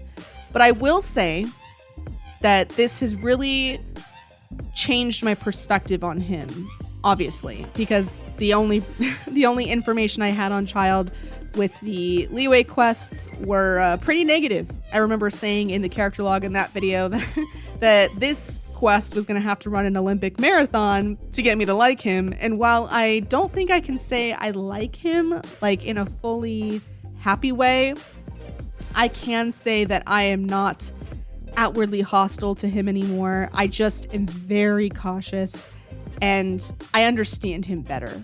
And I am thankful that we got the chance to understand him better, because it adds a lot of depth to him. It adds a lot of complexity, and those characters are always the most fascinating, right?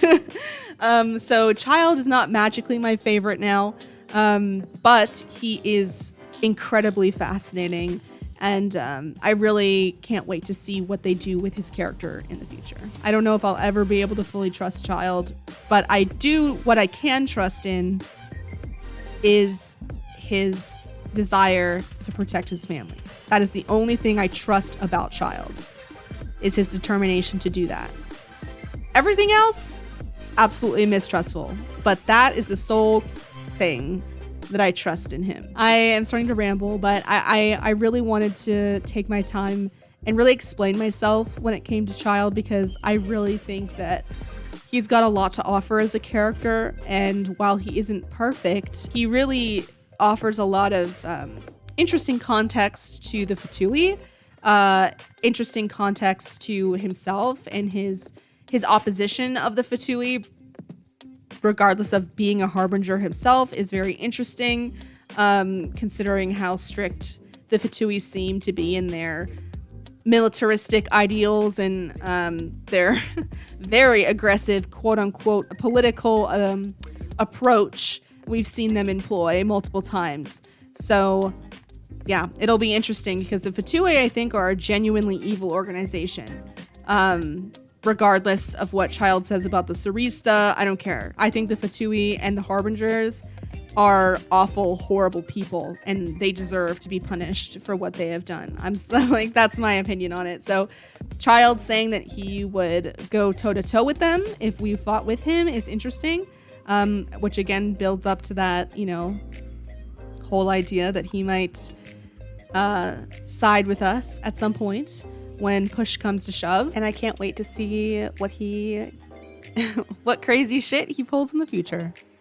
Thank you so much for making it to the end of the video. If you did, I very much appreciate you spending your time with me. I know this was kind of a long one, but I feel like Child is one of those characters that you really need to take the time to discuss, because he's really multifaceted. And I wanted to be thorough in explaining my thoughts on him, because I know a lot of you have been anticipating my thoughts on Child. I know a lot of you like him, a lot of you don't like him. And I would love to hear your thoughts on Child. So if you wouldn't mind sharing those in the comments down below, just remember to be respectful of each other. It's just a character and they're meant to make us feel things, right? So if someone feels something different about Child than you do, then no harm, no foul, right? It's just their opinion. Again, I hope I didn't offend anybody. I said my piece, and my opinions won't change until we get further game content with Child. But I really hope you enjoyed my kind of loose analysis in terms of, it wasn't scripted, that's why I said loose, but I really like sitting down and really having this discussion. I can't wait to hear your side of it. So again, please don't be afraid to leave your comments down below because I really do enjoy reading them. My next video should be out very soon. I did have a little wind trace event where I played with some of you. We organized it in the Discord. If you want to be privy to some of those events in the future, the Discord link is down in the description as well as all my socials. I should have a video out hopefully next week. Should be a double upload. I want to get the wind trace video out, and I also want to do obviously next week's character video. So keep a lookout for those, and I will see you guys next time.